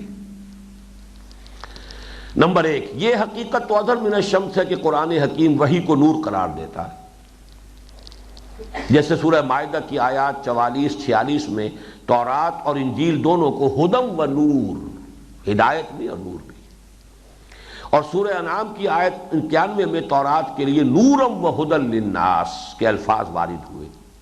اسی طرح خود قرآن حکیم کے لیے اللہ تعالیٰ نے سورہ مائدہ کی آیت نمبر 15 میں نورم و کتاب مبین، اور سورہ اعراف کی آیت نمبر 157 میں النور الذی انزل معہ، اور سورہ تغابن کی آیت نمبر 8 میں والنور الذی انزلنا کے الفاظ استعمال فرمائے، فآمنوا باللہ ورسولہ والنور الذی انزلنا، تو وہی نور ہے۔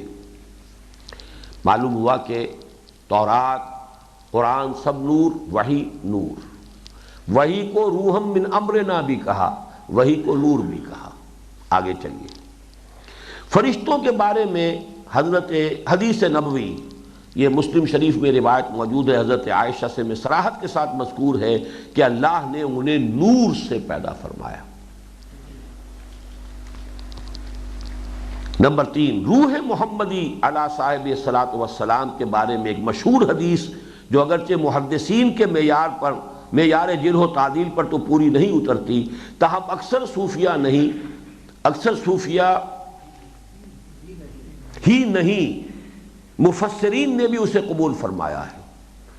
روح المعانی ایک بہت اہم تفسیر ہے اور بہت مقبول تفسیر ہے، انہوں نے اس حدیث کو قبول کیا ہے۔ نور ہی کا لفظ آیا ہے حضور صلی اللہ علیہ وسلم کی روح کے لیے، اول ما خلق اللہ نوری، پہلی شے جو اللہ نے تخلیق فرمائی وہ میرا نور تھا۔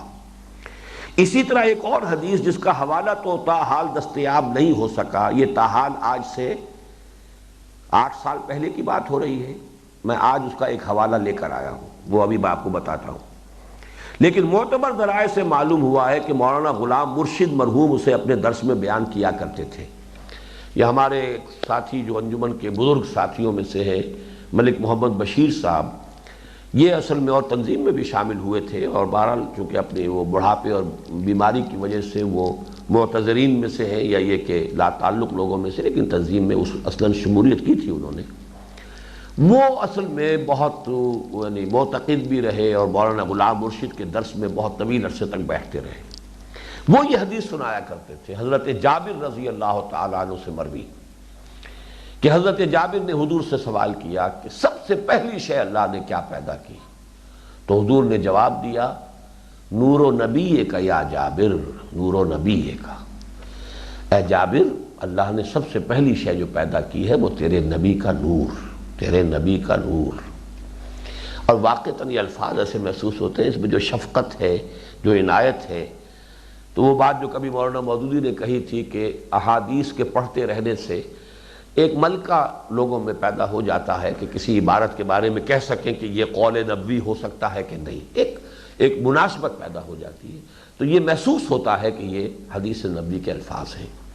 بہرحال میں اس میں آپ کو اب جو ایک روایت سنا رہا ہوں، یہ مصنف عبد الرزاق کی روایت ہے، اور یہ اگرچہ یہ صحیحین وغیرہ کے درجے کی یا اس کے بعد صحاح کے درجے کی تو کتاب نہیں ہے، مصنف عبد الرزاق جو ہے یہ بھی حدیث کی ایک کتاب ہے، مجموعہ ہے، اور اس میں یہ روایت جو ہے ایک مرفوع روایت کی حیثیت سے موجود ہے کہ حضور نے فرمایا، ان اللہ خلق قبل الاشیاء نور نبی کا۔ جابر بن عبداللہ انہی سے ہے، یہ حضرت جابر سے، جابر بن عبداللہ رضی اللہ تعالی عنہ۔ حضور نے فرمایا کہ تمام اشیاء کی تخلیق سے قبل اللہ نے اے جابر تیرے نبی کے نور کو پیدا فرمایا، من نور ہی۔ اب یہ بریلویت کا جو آخری درجہ ہے وہ آج یہاں آ رہا ہے، ٹاپ کی بریلویت ہے یہ، نور من نور اللہ، اللہ نے پیدا کیا تیرے نبی کے نور کو من نور ہی، اپنے نور سے۔ فجعل ذلک النور یدور بالقدرت حیث یشاء، اور پھر اس نور کو یہ آزادی دے دی کہ جہاں چاہے اپنے اجازت اور اپنی مرضی کے ساتھ چاہے گھومے پھرے، یدورو دارا یدور دورن، دورہ کرے، گھومے پھرے۔ وَلَمْ يَكُنْ ذَلِكَ الْوَقْتِ لَوْحٌ وَلَا قَلَمٌ وَلَا جَنَّةٌ وَلَا نَارٌ وَلَا سَمَاءٌ وَلَا مَلَكٌ وَلَا الْأَرْضُ وَلَا الشَّمْسُ وَلَا الْقَمَرُ وَلَا جِنٌّ وَلَا جَانٌّ۔ اور یہ وہ وقت تھا کہ جب کہ ابھی نہ لوح تھی، نہ قلم تھا، نہ جنت تھی، نہ آگ تھی یعنی دوزخ، اور نہ ہی کوئی آسمان تھا، نہ فرشتے تھے، نہ زمین تھی، نہ سورج تھا، نہ چاند تھا، نہ جن تھے، نہ جان تھے، کچھ بھی نہیں تھا۔ فلما اراد اللہ ان یخلق الخلق، اب جب اللہ نے ارادہ کیا کہ اب وہ تخلیق فرمائے پوری مخلوقات کو، قسم ذلک النور باربعۃ اجزاء، وہ جو نور تھا نور محمدی، اس کو ہمارے صوفیہ جو کہتے ہیں حقیقت محمدی کہتے ہیں کہ اولین شے جو اللہ نے پیدا کی ہے وہ حقیقت محمدی، نور محمدی، اور اس سے پھر ان کا کہنا یہ ہے کہ باقی تمام تخلیقات اس نور سے ہوئی ہیں۔ اور یہ ہے وہ جس کو میں کہہ رہا ہوں کہ ٹاپ کی بریلویت جو ہے آپ کے ہاں وہ یہی ہے۔ اس کے لیے یہ روایت اب یہ موضوعات میں سے ہے کیا ہے، میں اس کے اس فنی جو ہے معاملے کی طرف نہیں جا رہا، لیکن یہ کہ مصنف عبد الرزاق کی یہ بات، یہ ایک روایت موجود ہے، مرفوع ہے۔ پھر اللہ نے اس نور کو 4 حصوں میں تقسیم کیا۔ خلق من الجزء الاول القلم، اس کے پہلے جز سے قلم، اور یہ بعض روایات وہ جو کہ محدثین کے ہاں بھی مقبول ہیں اس میں آتا ہے کہ پہلی چیز جو اللہ نے پیدا کی وہ قلم پیدا کیا۔ تو گویا کہ نور کے درجے کے بعد تخلیق کا جب مرحلہ آیا ہے تو پہلے قلم، من الثانی اللوح، اور دوسرے سے لوح و قلم، وہ لوح بنائی، من الثالث العرش، اور تیسرے سے عرش بنایا، ثم قسم الجزء الرابع 4 اجزاء، اب یہ چلتا ہے پھر، اور چوتھے جز کو پھر اس نے 4 حصوں میں تقسیم کیا۔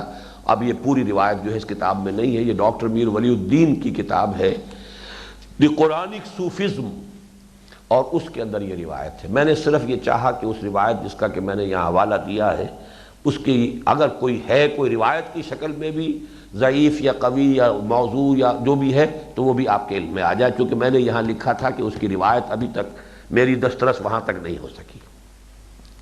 نمبر 4 نور کا تذکرہ۔ ابھی ہم نور کا سارا احصاء کر رہے ہیں۔ قرآن مجید میں یہ لفظ کس کس کے لیے آیا؟ سب سے پہلے وحی کے لیے نور آیا، جو کتابیں نازل ہوئیں وہ نور ہے، تورات بھی، انجیل بھی، قرآن نور ہے، پہلی بات یہ۔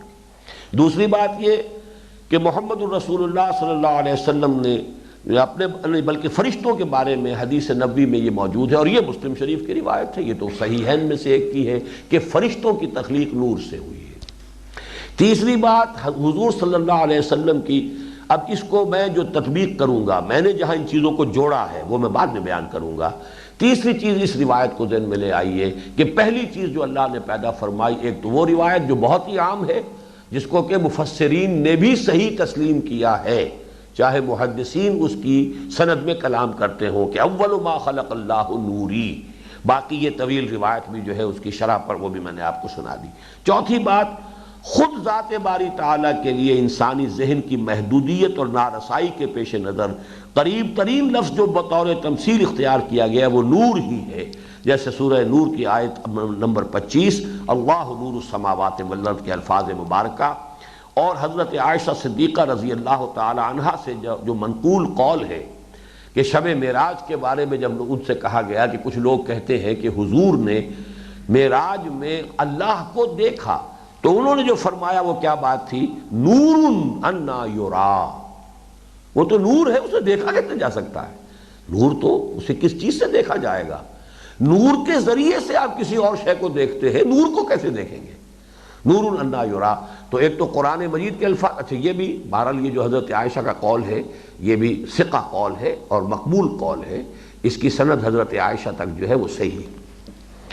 ان حقائق کے پیش نظر کیا یہ نتیجہ نکالنا بعید از قیاس یا دور کی کوڑی لانا ہے قرار دیا جا سکتا ہے کہ تخلیق کائنات کے ضمن میں اللہ تعالیٰ کے اولین کلمہ کن نے اپنے تنزل کے مرحلہ اول میں ایک نور بسیط کی صورت اختیار کی، اور اس سے اللہ تعالیٰ نے خلعت وجود عطا فرمایا ملائکہ اور ارواح انسانیہ کو، جن کی اصل نور ہے۔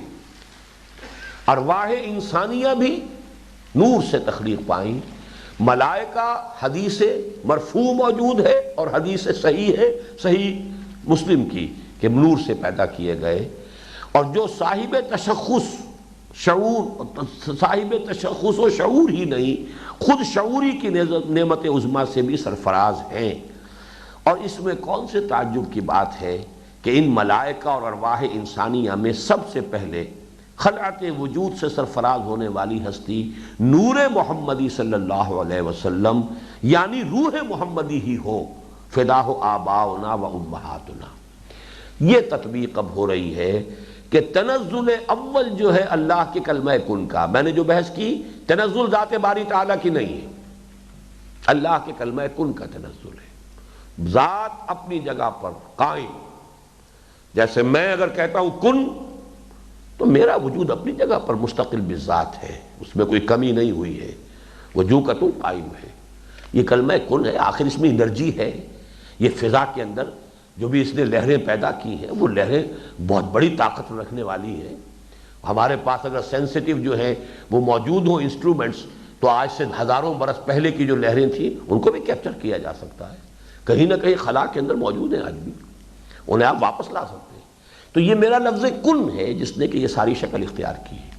اللہ کا کلمہ کن ہے جس نے کہ تنزلات کا جب سفر شروع کیا ہے تو پہلا تنزل یہ ہے کہ اس نے ایک نور بسیط کی شکل اختیار کی.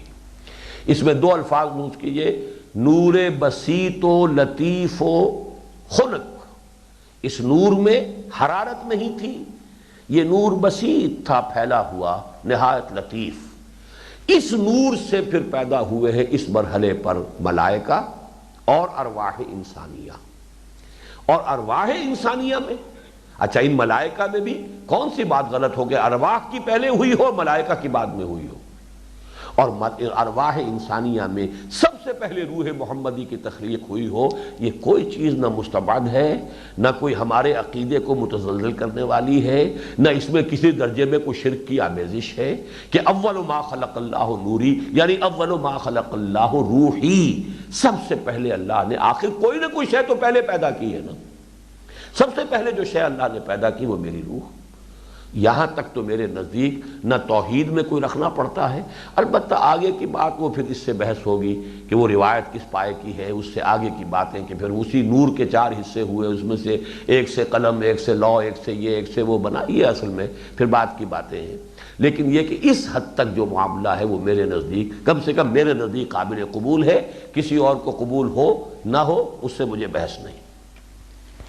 واضح رہے کہ قرآن حکیم جیسے نہ صرف شعور بلکہ شعور ذات کی حاصل ان دونوں انواع یعنی فرشتوں اور ارواح انسانیہ کو عالم امر سے متعلق قرار دیتا ہے, اسی طرح ان کے باہمی مخاطبہ و مکالمہ, روح جب روح سے مخاطب ہوگی,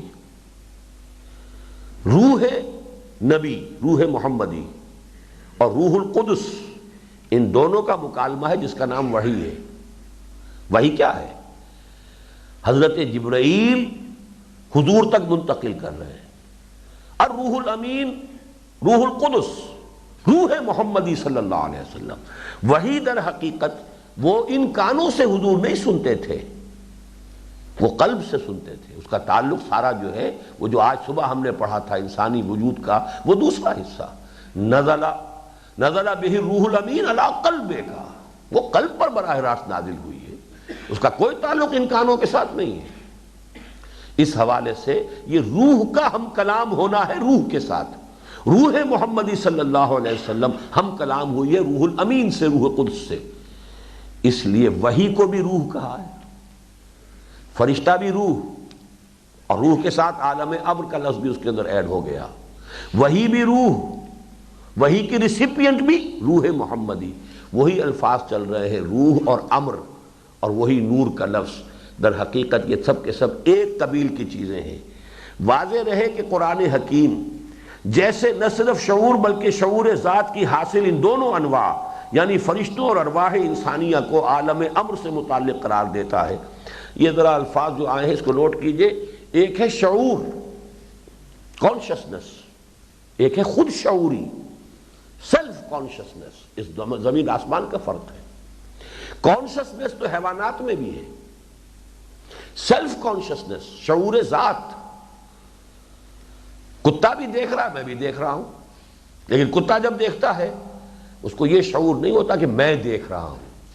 میں جب دیکھ رہا ہوں تو میں یہ شعور رکھتا ہوں کہ میں دیکھ رہا ہوں. یہ جو سیلف کا تصور ہے یہ صرف انسان کے ساتھ ہے. حیوانات میں شعور ہے, خود شعوری نہیں ہے, سیلف کانشسنس نہیں ہے. یہ ایکسکلوسیو انسان کا معاملہ ہے.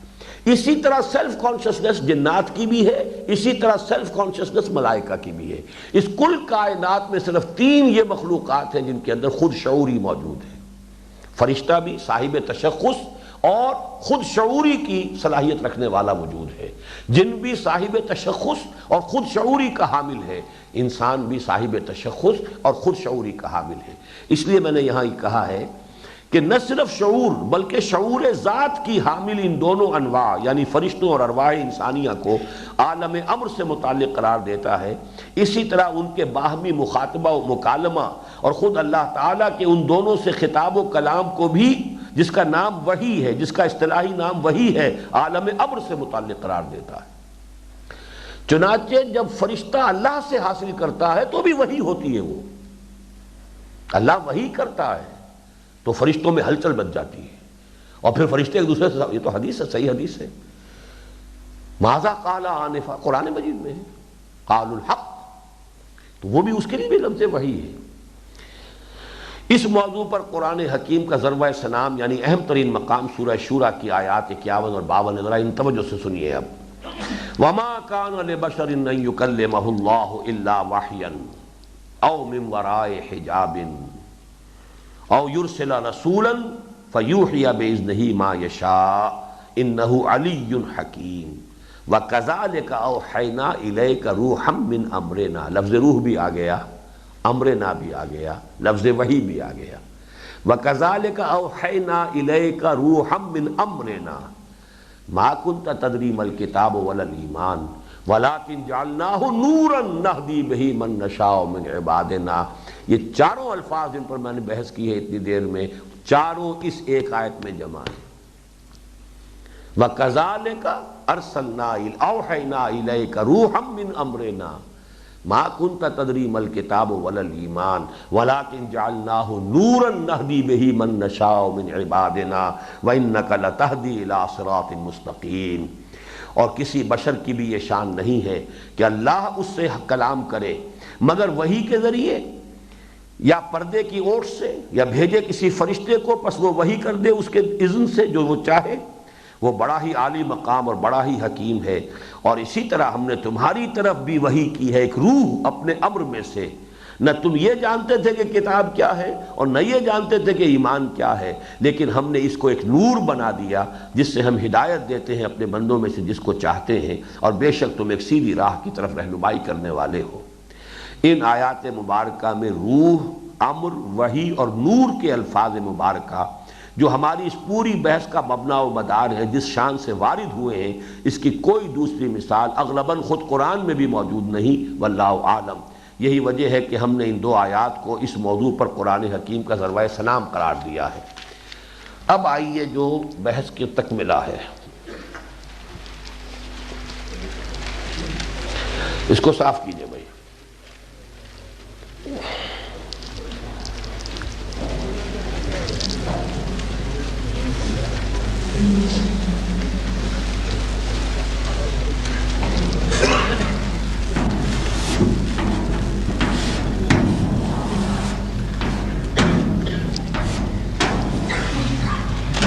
جہاں سے ہم نے بحث شروع کی تھی،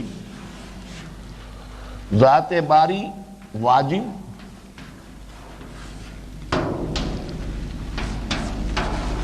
قدیم، اس سے حدوث اور امکان کا سفر کن مراحل میں طے ہوا؟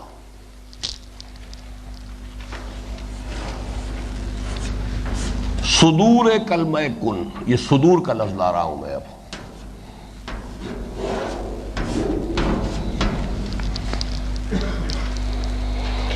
اس نے تنزل اول ہے اب میرے نزدیک۔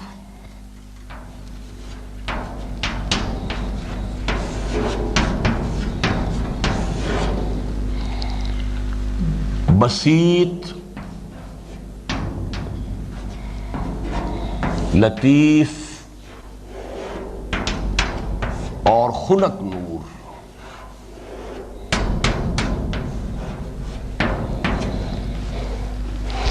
اور اسی سے تخلیق ہوئی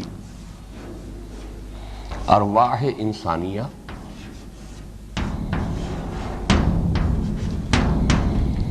اور ملائکہ کی۔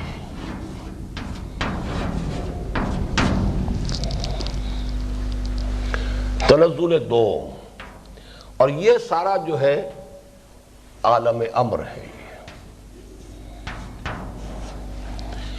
ارواح انسانیہ کا تعلق بھی عالم امر سے ہے، لہذا روح انسانی کو یہاں سے عرش تک جانے میں کوئی وقت نہیں لگتا، جیسے فرشتے کو کوئی وقت نہیں لگتا۔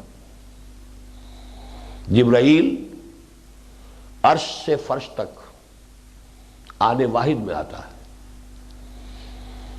لیکن یہ جبرائیل کے بارے میں تو آپ آسانی سے مان لیں گے، روح کے بارے میں وہ شرک نظر آئے گا۔ حالانکہ جبرائیل بھی مخلوق ہے، لیکن وہ مخلوق عالم امر کی ہے، اس عالم خلق کی نہیں ہے۔ اگر اسی سطح پر ہم نے مان لیا ہے کہ ارواح انسانیہ بھی انہیں بھی کوئی وقت نہیں لگتا، یہاں سے وہاں، وہاں سے وہاں، یہاں سے عرش، جہاں تک بھی اللہ چاہے اس نے رب سے ہوگا، لیکن یہ اپنی علیحدہ بات ہے، لیکن ٹائم ایلیمنٹ تو اس پہ ہے ہی نہیں سرے سے۔ یہ تو یہاں سے پھر جو دوسرا ہوا ہے تنزل، اب ٹائم ایلیمنٹ آئے گا۔ یہ جو ہے اس کو میں کہتا ہوں بگ بینگ۔ یہ بگ بینگ جو ہے ہمارے سائنسدانوں کی یہاں تک رسائی نہیں ہو سکتی، یعنی اب ایک اور کلمہ کن جس نے کہ اس نور میں ایک ایکسپلوژن کیا ہے، یہ ہے تنزل ثانی۔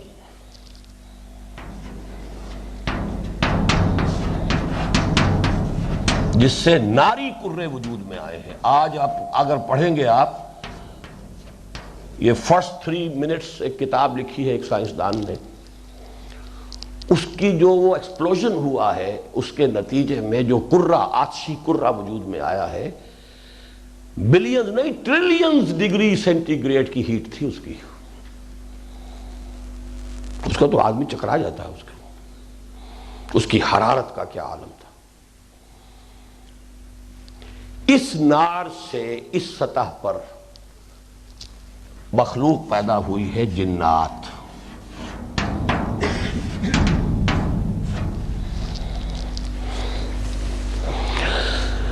یہ لطافت سے کثافت تک کا سفر اب جاری ہوا ہے۔ تیسرا تنزل ہے ان ناری کروں کا ٹھنڈا ہونا۔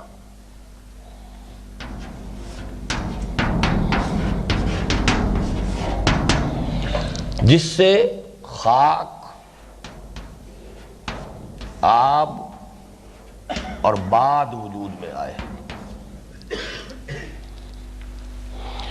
وہی نا، اب دیکھیے یہ ساری چیزیں وہ ہیں ان کا تعلق اب سائنس سے ہے۔ لطافت سے کثافت کا سفر لطیف، وجود لطیف کثیف کی طرف کنڈنس ہوتا جا رہا ہے۔ وہی کرے ٹھنڈے ہوئے تو اس میں سے بخارات نکلے، ہے اسی میں سے، کہیں اور سے باہر نہیں اب آ رہا۔ وہی بخارات اوپر جا کر کنڈنس ہوئے، اسی کے اندر وہ ہوا بھی رہ گئی، اور اسی کے آکسیجن اور ہائیڈروجن سے کوئی اللہ تعالیٰ کا پھر کوئی لفظ کن ہو سکتا ہے، یا جیسے بھی ہو، جیسے کہ کوئی فزیکل ایک ایونٹس کی چین ہے، چل پڑی ہے۔ پانی وجود میں آیا، لاکھوں برس تک بارش ہوئی، سمندر وجود میں آئے۔ یہاں سے اب تنزل کا سفر ختم ہو گیا، یہاں سے اب ارتقاء کا سفر شروع ہوا ہے۔ یہ ہے وہ چیز کہ جو ہمارے اس دور کے فلاسفہ کے وہم اور گمان سے بہت دور تھی۔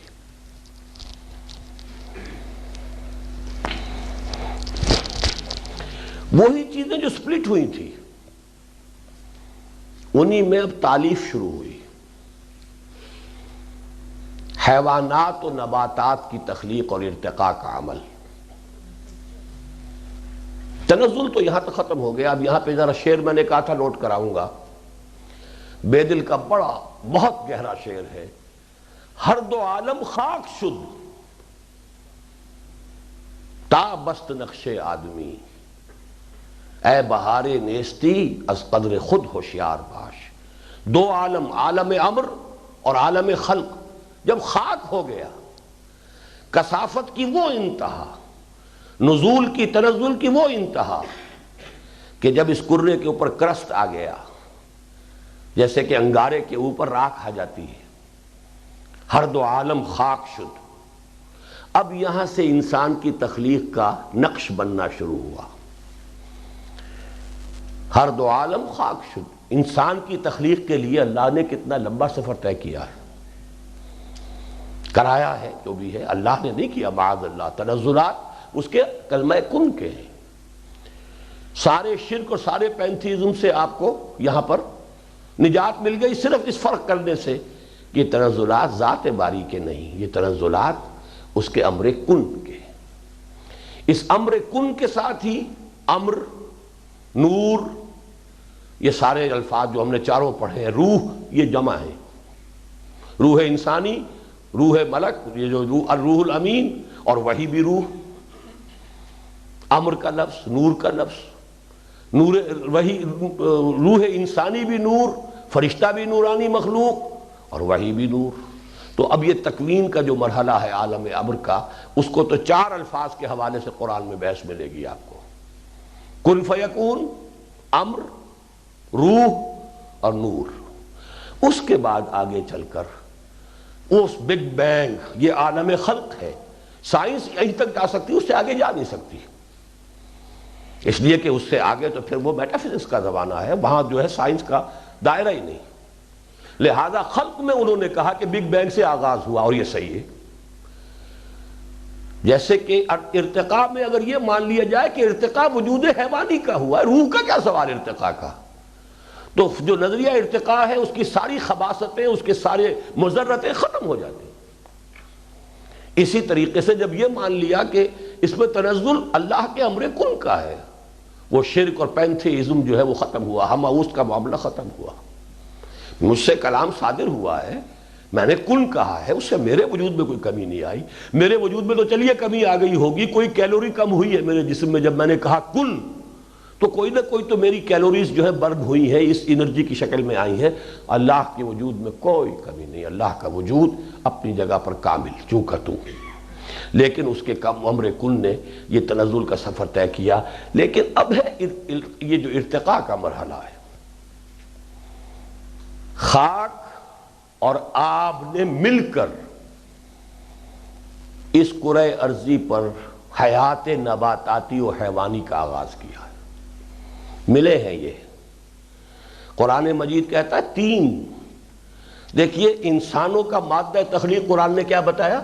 مٹی، لیکن مبدأ حیات کیا ہے؟ پانی۔ ان دونوں کے جڑنے سے وہ تراب تین بنا ہے۔ لقد خلقنا الانسان من سلالۃ من طین، کہیں تراب بھی آیا ہے لیکن تین کا لفظ زیادہ آیا ہے، گارا۔ پھر اس میں فرمنٹیشن ہوئی ہے تو وہ تین لازم بنا ہے، پھر وہ اس میں اس درجے جو ہے وہ فرمنٹیشن ہو گئی کہ سڑان اٹھنے لگی ہے، مسنون سنا ہوا گارا، پھر وہ سوکھا ہے، صلصال من حمأ مسنون، سوکھ کر کھنکنے لگا ہے۔ جیسے آپ دیکھتے ہیں دلدلی علاقے کے اندر اوپر جو پپڑی ہوتی ہے اس پر چلے تو وہ کڑکڑ کر جیسے پاپڑ بولتا ہے ایسے کھنکتا ہے، کھنکنے لگا ہے۔ من صلصال کالفخار، 6 الفاظ قرآن استعمال کر رہا ہے، کیوں کر رہا ہے؟ ساری حکمت اس میں مضمر ہے، سارا اس کے اندر سارا جو قرآن مجید کی ہدایت ہے حکمت والی وہ اس میں ہے۔ ایک عام آدمی پڑھ جائے ٹھیک ہے، کہیں یہ کہہ دیا کہیں وہ کہہ دیا، کیا فرق پڑتا ہے؟ مٹی سے بنایا ٹھیک ہے، اس کی حد تک یہ بات صحیح ہے، بالکل صحیح ہے، کافی ہے۔ اسے یہ پتا رہے، یہ مانتا رہے کہ مجھے اللہ نے بنایا، بس کافی ہے۔ اس کی ہدایت، اس کے عمل کی درستی کے لیے یہ کافی ہے۔ اللہ نے بنایا، اللہ کی طرف لوٹ کر جانا ہے، کافی ہے۔ لیکن یہ کہ یہ کیوں 6 الفاظ؟ Why taxing the mind of the people? تراب سے پیدا کیا، تین سے پیدا کیا، تین لازم سے پیدا کیا، حمأ مسنون سے پیدا کیا، پھر وہ حمأ مسنون صلصال بنی ہے، صلصال من حمأ مسنون، پھر وہ صلصال کالفخار۔ یہ تمام تعبیرات کس لیے؟ یہ وہ ارتقاء کے عمل کو ظاہر کر رہی ہیں۔ اب یوں سمجھیے کہ یہ ارتقاء کا تابست نقش آدمی یہ سفر طے کر کے جب اس مرحلے پر آیا کہ ہومو سیپینز وجود میں آ گیا، اس کے ساتھ وہ روح، اصل میں مجھے یہ ادھر کھینچنا چاہیے تھا، پھر جب روح اس میں پھونک دی گئی، اب یہ آدم ہے۔ آدم کا وجود 2 اجزاء سے مرکب ہے۔ ارتقاء کا طویل سفر طے کرنے کے بعد جو حیوان انسان وجود میں آیا، اس میں سے ایک حیوان انسان کو، ایک فرد کو اللہ نے سلیکٹ کیا، اس میں اپنی روح میں سے پھونکا، وہ روح جو پہلے پیدا کی جا چکی تھی لا کے شامل کر دی گئی۔ اب وہ آدم ہے، فَإِذَا سَوَّيْتُهُ وَنَفَخْتُ فِيهِ مِن رُوحِي فَقَعُوا لَهُ سَاجِدِينَ، تو اب وہ ملائکہ اس کے سامنے سربسجود ہوئے۔ یہ ہے تنزلات اور ارتقاء کا ایک سفر جو انسان کی تخلیق تک منتج ہوا ہے۔ اب میں آپ کو ذرا مولانا روم کے اشعار سنا دیتا ہوں۔ یہ ارتقاء کے سفر کو وہ تعبیر کر رہے ہیں کہ یہ میں ہی تھا، میں نے ہی مختلف قالب جو ہیں وہ ایک کے بعد دوسرے قالب بدلے ہیں، میں چلا آ رہا ہوں۔ از جمادی مردم و نامی شدم، پہلے جمادات تھی نا، مٹی جمادات میں سے ہے نا، اس میں کوئی نمو نہیں ہو سکتی، کوئی اس کے اندر جیسے پتھر ہے اور ہے، جمادات ہے۔ میں جمادی میں، جمادات میں مرا، لیکن میں نے جنم لے لیا، نامی شدم، پھر میں نباتات کے پیکر میں آ گیا۔ وز نما مردم بے حیواں سرزدم، نما نمو سے، اس لیے کہ نباتات کی شان یہ ہے کہ اس میں ارتقاء ہوتا ہے، نشو و نما بڑھتا ہے، گرو کرتی ہے۔ وہاں سے میں نے اس اپنے قالب کو چھوڑا۔ مردم کیا ہے؟ روح ہمارے اس قالب کو چھوڑ جاتی ہے تو موت ہے نا، جان ہمارے اس قالب سے نکل جاتی ہے تو یہ موت ہے۔ تو گویا کہ جمادات کیا ایک قالب میرا تھا، میں اس میں سے نکلا، اس کو میں نے چھوڑا، نباتات کی شکل اختیار کی، نباتات کے قالب کو میں نے ترک کیا، بے حیوان سرزدم، پھر حیوانیت اس عالم حیوانات میں آ گیا۔ مردم از حیوانیو آدم شدم، اب وہ حیوانیت سے پھر میں نے ایک چھلانگ لگائی، میں آدم بن گیا۔ اب اصل جو ہے کہاں یہ لے کے جانا چاہ رہے ہیں، پس چہ ترسم کہ ز مردن کم شوم، مجھے کیا اندیشہ کہ میں مرنے سے کم ہو جاؤں گا، میں نے ایک موت کے بعد دوسری موت، تیسری بات، میں تو ترقی کرتا ہوا آ رہا ہوں، ارتقاء کرتا ہوا آ رہا ہوں، جمادات سے نباتات، نباتات سے حیوانات، حیوانات سے انسان، تو میں تو ترقی کر رہا ہوں۔ پس چہ ترسم، میں کیا اندیشہ رکھوں کہ ز مردن کم شوم، کہ مرنے سے میں کم ہو جاؤں گا، میرے اندر کوئی کمی آ جائے گی، مرنے کے بعد کیا ہوگا، یا یہ کہ اس انسانیت سے آگے منزل کیا ہوگی۔ حملہ دیگر بمیرم از بشر، پس بر آرم از ملائک بالوں پر، اس آدم سے ایک جست لگاؤں گا، ایک چھلانگ لگاؤں گا تو ملائکہ کی فہرست میں آ جاؤں گا۔ بار دیگر از ملک پر شوم، اور پھر ایک مرتبہ اور یہ جو ملائکہ کا جو مرحلہ ہے اس سے پھر جب میں ایک زقند لگاؤں گا، پرراں ہوں گا، اڑوں گا، آنچ از وہم ناید آن شوم، پھر میں وہ ہو جاؤں گا کہ جو کسی خیال میں آ ہی نہیں سکتا، یعنی جہاں سے میں چلا تھا وہیں پہنچ جاؤں گا۔ انا للہ و انا الیہ راجعون، یہ مولانا روم۔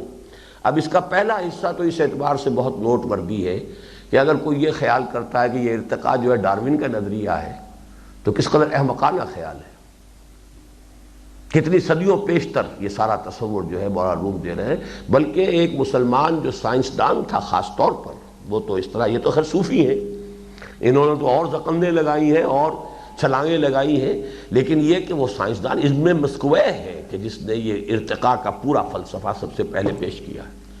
یہ دوسری بات ہے کہ ان کے لیے وہ اتنے وسائل و ذرائع نہیں تھے، فیکٹس اینڈ فگرز، ڈیٹا۔ اب ڈارون نے جیسے ایک جہاز لیا اور اوپر سے سفر کیا اور دنیا کے جزیروں کے اندر گھوما پھرا، اور اس نے انسیکٹس اور یہ اور وہ ان کو جمع کیا، جمع کر کے ان کی گریڈیشن کی، یہ کام تو بہرحال نہیں ہوا، لیکن اس سے پہلے عقل انسانی نے تو یہ سارے کے سارے مراحل طے کیے ہوئے ہیں۔ از جمادی مردم و نامی شدم، از نما مردم بحیواں سرزدم، مردم از حیوانی و آدم شدم، پس چہ ترسم کہ ز مردن کم شوم، میرے لیے تو کوئی خطرہ ہی نہیں۔ بہرحال تخلیق کے یہ مراحل ذہن میں رکھیں تو سارا مسئلہ کھل کر سامنے آ جاتا ہے۔ تنزلات صحیح اور سائنس نے ان تنزلات کے اب یہ 3 مرحلے طے کر دیے۔ ایک مرحلہ وہ ہے جو ان کے سمجھ میں آنے والا نہیں ہے، اسی لیے میں نے تفصیل سے بحث کی ہے، یہ کلمہ کن، تکوین، ایجاد، ابداع، اس مرحلے پر یہ امر اور روح اور نور، یہ ہمارے فزیکل سائنسز کی جو رسائی ہے اس کے دائرے سے، اس کے حد سے باہر کی چیزیں ہیں۔ اس کے بعد جیسا کہ میں نے عرض کیا، پھر یہ جو بگ بینگ سے شروع ہو کر وہ آتشی کرے، یہ میرے نزدیک تنزل ثانی ہے۔ اس مرحلے پر جو صاحب شعور مخلوق اللہ نے پیدا کی ہے وہ جنات ہیں۔ اس سے نیچے اتریے، اب خاک ٹھنڈی ہو گئی، خاک و باد و آب، اب اس دور کی مخلوق یہاں سے ارتقاء کا عمل شروع ہوا۔ Uni cellular organism, amoeba, algae, یہ نباتات، آج کی سائنس یہ بتاتی ہے یہ 2 چیزیں نہیں ہیں بلکہ یہ ایک ہی حقیقت ہے۔ فرق کیا ہے ان دونوں میں؟ ایک وہ ہے کہ جس کی جڑ زمین میں ٹکی ہوئی ہے، اور ایک موبائل ہے، اور کوئی فرق نہیں۔ حیوانات میں، نباتات میں کوئی فرق نہیں، پورا کا پورا بایولوجیکل لاز ایک ہی ہیں جو گورن کرتے ہیں دونوں کو۔ بہت سے ایسے پلانٹس ہیں جن میں نر اور مادہ کی تقسیم بھی موجود ہے، اور بہت سے حیوانات لوور سطح پر وہ ہیں کہ جن میں نر اور مادہ کی کوئی تقسیم نہیں ہے۔ تو اس حوالے سے بلکہ وہ تو 2 حصوں میں تقسیم ہو جاتا ہے، یہی ریپروڈکشن ہے، 1 کے 2، 2 کے 4، 4 کے 8، 8 کے 16، وہ اس طریقے سے بائی ڈویژن جو ہے ان کی ریپروڈکشن ہو رہی ہے۔ لیکن یہ کہ رفتہ رفتہ پھر سیکس جو ہے اس میں اپیئر ہوا۔ پہلے جو ہے وہ ایسے بھی ہیں کہ جو ہرمیفروڈائٹ، جس میں کہ ایک ہی اینیمل میں دونوں سیکس موجود ہیں، میل بھی اور فیمیل بھی، جو راؤنڈ ورم جو ہے ہرمیفروڈائٹ ہے۔ اس کے بعد علیحدہ ہوئے، اور یہی تعبیر کی ہے ڈاکٹر رفیع الدین صاحب نے، یہ جو آیت قرآنی ہے کہ خلقکم من نفس واحدۃ وخلق منها زوجہا، اور مولانا اصلاحی کو بھی جب میں نے وہ کتاب پڑھنے کو دی تھی قرآن اور علم جدید، تو انہوں نے مانا، اور اپنی تفسیر میں انہوں نے ایک فٹ نوٹ میں یہ تسلیم کر رکھا ہے کہ اس آیت کی صحیح ترین تعبیر جس پر دل ٹھکا ہے وہ ہے جو ڈاکٹر رفیع الدین نے پیش کی، کہ سفر ارتقاء کے دوران شروع میں سیکس نہیں تھا، پھر اسی کے اندر سے سیکس برآمد ہوا، زوجہا، اس سے زوج، یہ نہیں کہ آدم سے اس کا جوڑا ہوا بنایا ہے، یہ نہیں ہے، بلکہ یہ کہ من نفس واحدۃ، قرآن میں کہیں نہیں ہے کہ آدم سے بنایا، جہاں بھی کہیں آتا ہے نفس سے بنایا اس کا جوڑا۔ تو نفس سے جو ایک تھی جان، جس نے تمہیں بنایا ایک جان سے، اور اسی جان سے اس کا جوڑا بنایا، اس کی تعبیر وہ ہے صحیح کہ جو ڈاکٹر رفیع الدین صاحب نے کی جدید سائنس کی روشنی میں۔ یہ سارے مسائل، لیکن اسی سے یہ مسئلہ طے ہوتا ہے جو مولانا اصلاحی صاحب کو معلوم نہیں ہے کہ جنات کو وحی نہیں آ سکتی، جنات کے ہاں نبوت نہیں ہے، اس لیے کہ اگرچہ عالم خلق میں وہ ہم سے بالاتر لیول پر ہیں، اور ہم عالم خلق میں اس سے نیچے ہیں۔ یہی بات ابلیس نے کہی تھی کہ یہ مجھ سے، میں اس سے افضل ہوں، انا خیر منہ، بات صحیح تھی۔ اگر انسان کا صرف عالم خلق والا حصہ آپ کے سامنے ہوگا تو جنات سے انفیریئر ہے، نیچے ہے، تنزل ہے، لیکن انسان صرف عالم خلق کی شے نہیں ہے، اس میں وہ عالم امر کی شے جو ہے وہ روح بھی شامل ہے۔ یہ ہے کہ جو اس کے مسجود ملائک ہونے کی بنیاد ہے۔ اگر یہ نہیں ہے وہی ہو ہی نہیں سکتی، وہی صرف انسان کو ہو سکی اس لیے کہ اس میں روح ہے، اس لیے کہ وہی، فرشتہ اور روح انسانی، یہ تینوں عالم امر کی شے ہیں، تینوں کے لیے نور کا لفظ آیا، تینوں کے لیے امر کا لفظ آیا۔ یہ ساری بحث، نہ معلوم کتنے مسائل ہیں جو اس سے حل ہوتے ہیں، اور یہ مسئلے سامنے نہیں ہیں تو کیسی بڑی بڑی ٹھوکریں کھاتا انسان۔ اصلاحی صاحب یہ کہتے ہیں کہ یہ بات ہی غلط ہے، یہ خام خواہ جو ہے پھیل گئی ہے بات کہ جنات میں نبی نہیں ہے۔ کیوں نہیں؟ حالانکہ امت کا اجماعی عقیدہ ہے کہ جنات میں نبوت نہیں ہے۔ اچھا، قرآن سے میں کہتا ہوں کہ اتنی آنکھ بند ہو جاتی ہے کبھی، قرآن مجید میں کیوں تذکرہ ہو رہا ہے جنات نے؟ کہا کتاب ایک ایسی ہے جو موسیٰ کے بعد نازل ہوئی ہے، وہ پہلے بھی واقف تھے تو تورات سے واقف تھے، اور اب بھی واقف ہوئے ہیں تو ایک کتاب نازل ہوئی ہے۔ انا سمعنا قرآنا عجبا یہدی الی الرشد فآمنا بہ۔ کسی اور کتاب کا، کسی نبی کا کوئی تذکرہ تو کرتے نا، لیکن یہ کہ بہرحال وہ ایک بات، لیکن ٹھوکر کیوں کھائی ہے؟ اس لیے میں اسے منطقی طور پر جانتا ہوں، یقین کے ساتھ جانتا ہوں۔ جب میرے سامنے یہ تخلیق کے مراحل ہیں، جنات کو وہی ہو ہی نہیں سکتی، وہ ریسیپینٹ ہی نہیں ان کے پاس۔ بھائی چاہے آپ جو ہے وہ وائرلیس ہو، لیکن وائرلیس کو ریسیو کرنے والا سیٹ تو ہونا چاہیے، درمیان میں تار ہو یا نہ ہو، سیٹ تو چاہیے آپ کو، وہ سیٹ ہی نہیں ان کے پاس۔ وہ تو وہ روح اگر ہوگی تو وہی کو ریسیو کیا جا سکتا ہے، روح ہے ہی نہیں۔ یہ ڈول جو شخصیت ہے انسان کی کہ وہ عالم خلق، اور اسی کی میں سمجھتا ہوں کہ تعبیر ہے جو قرآن کہتا ہے کہ اللہ کہتا ہے میں نے اسے اپنے دونوں ہاتھوں سے بنایا. دونوں ہاتھ اللہ کے، یہ دو عالم ہیں، عالم خلق، عالم امر. ایک ہی وجود ہے کہ جس میں یہ دونوں عالم جمع ہیں. یا تو دونوں عالموں کا مبدا ایک ہے اللہ کی ذات، اللہ کی ذات سے لفظ کن برآمد ہوا، لفظ کن ہی کی سارا یہ کھیل ہے. تو امر اور خلق اللہ کی ذات میں جمع ہے، الا لہ الخلق والامر. یا صرف انسان ہے جس کا ایک حصہ جو ہے اس کے وجود کا وہ عالم خلق سے متعلق ہے، اور وہ ہے اس کا یہ حیوانی وجود جو کہ ارتقاء کے مراحل سے گزر کر یہاں آیا ہے، اور دوسرا حصہ وہ ہے جو عالم امر سے متعلق ہے. دونوں جو ہے اس میں جمع ہو گئے، جو آج ہم نے پڑھا اتصال بے تکیف بے قیاس. کیسے یہ دونوں جو وجود ہیں اس طرح آپس میں پیوست ہیں.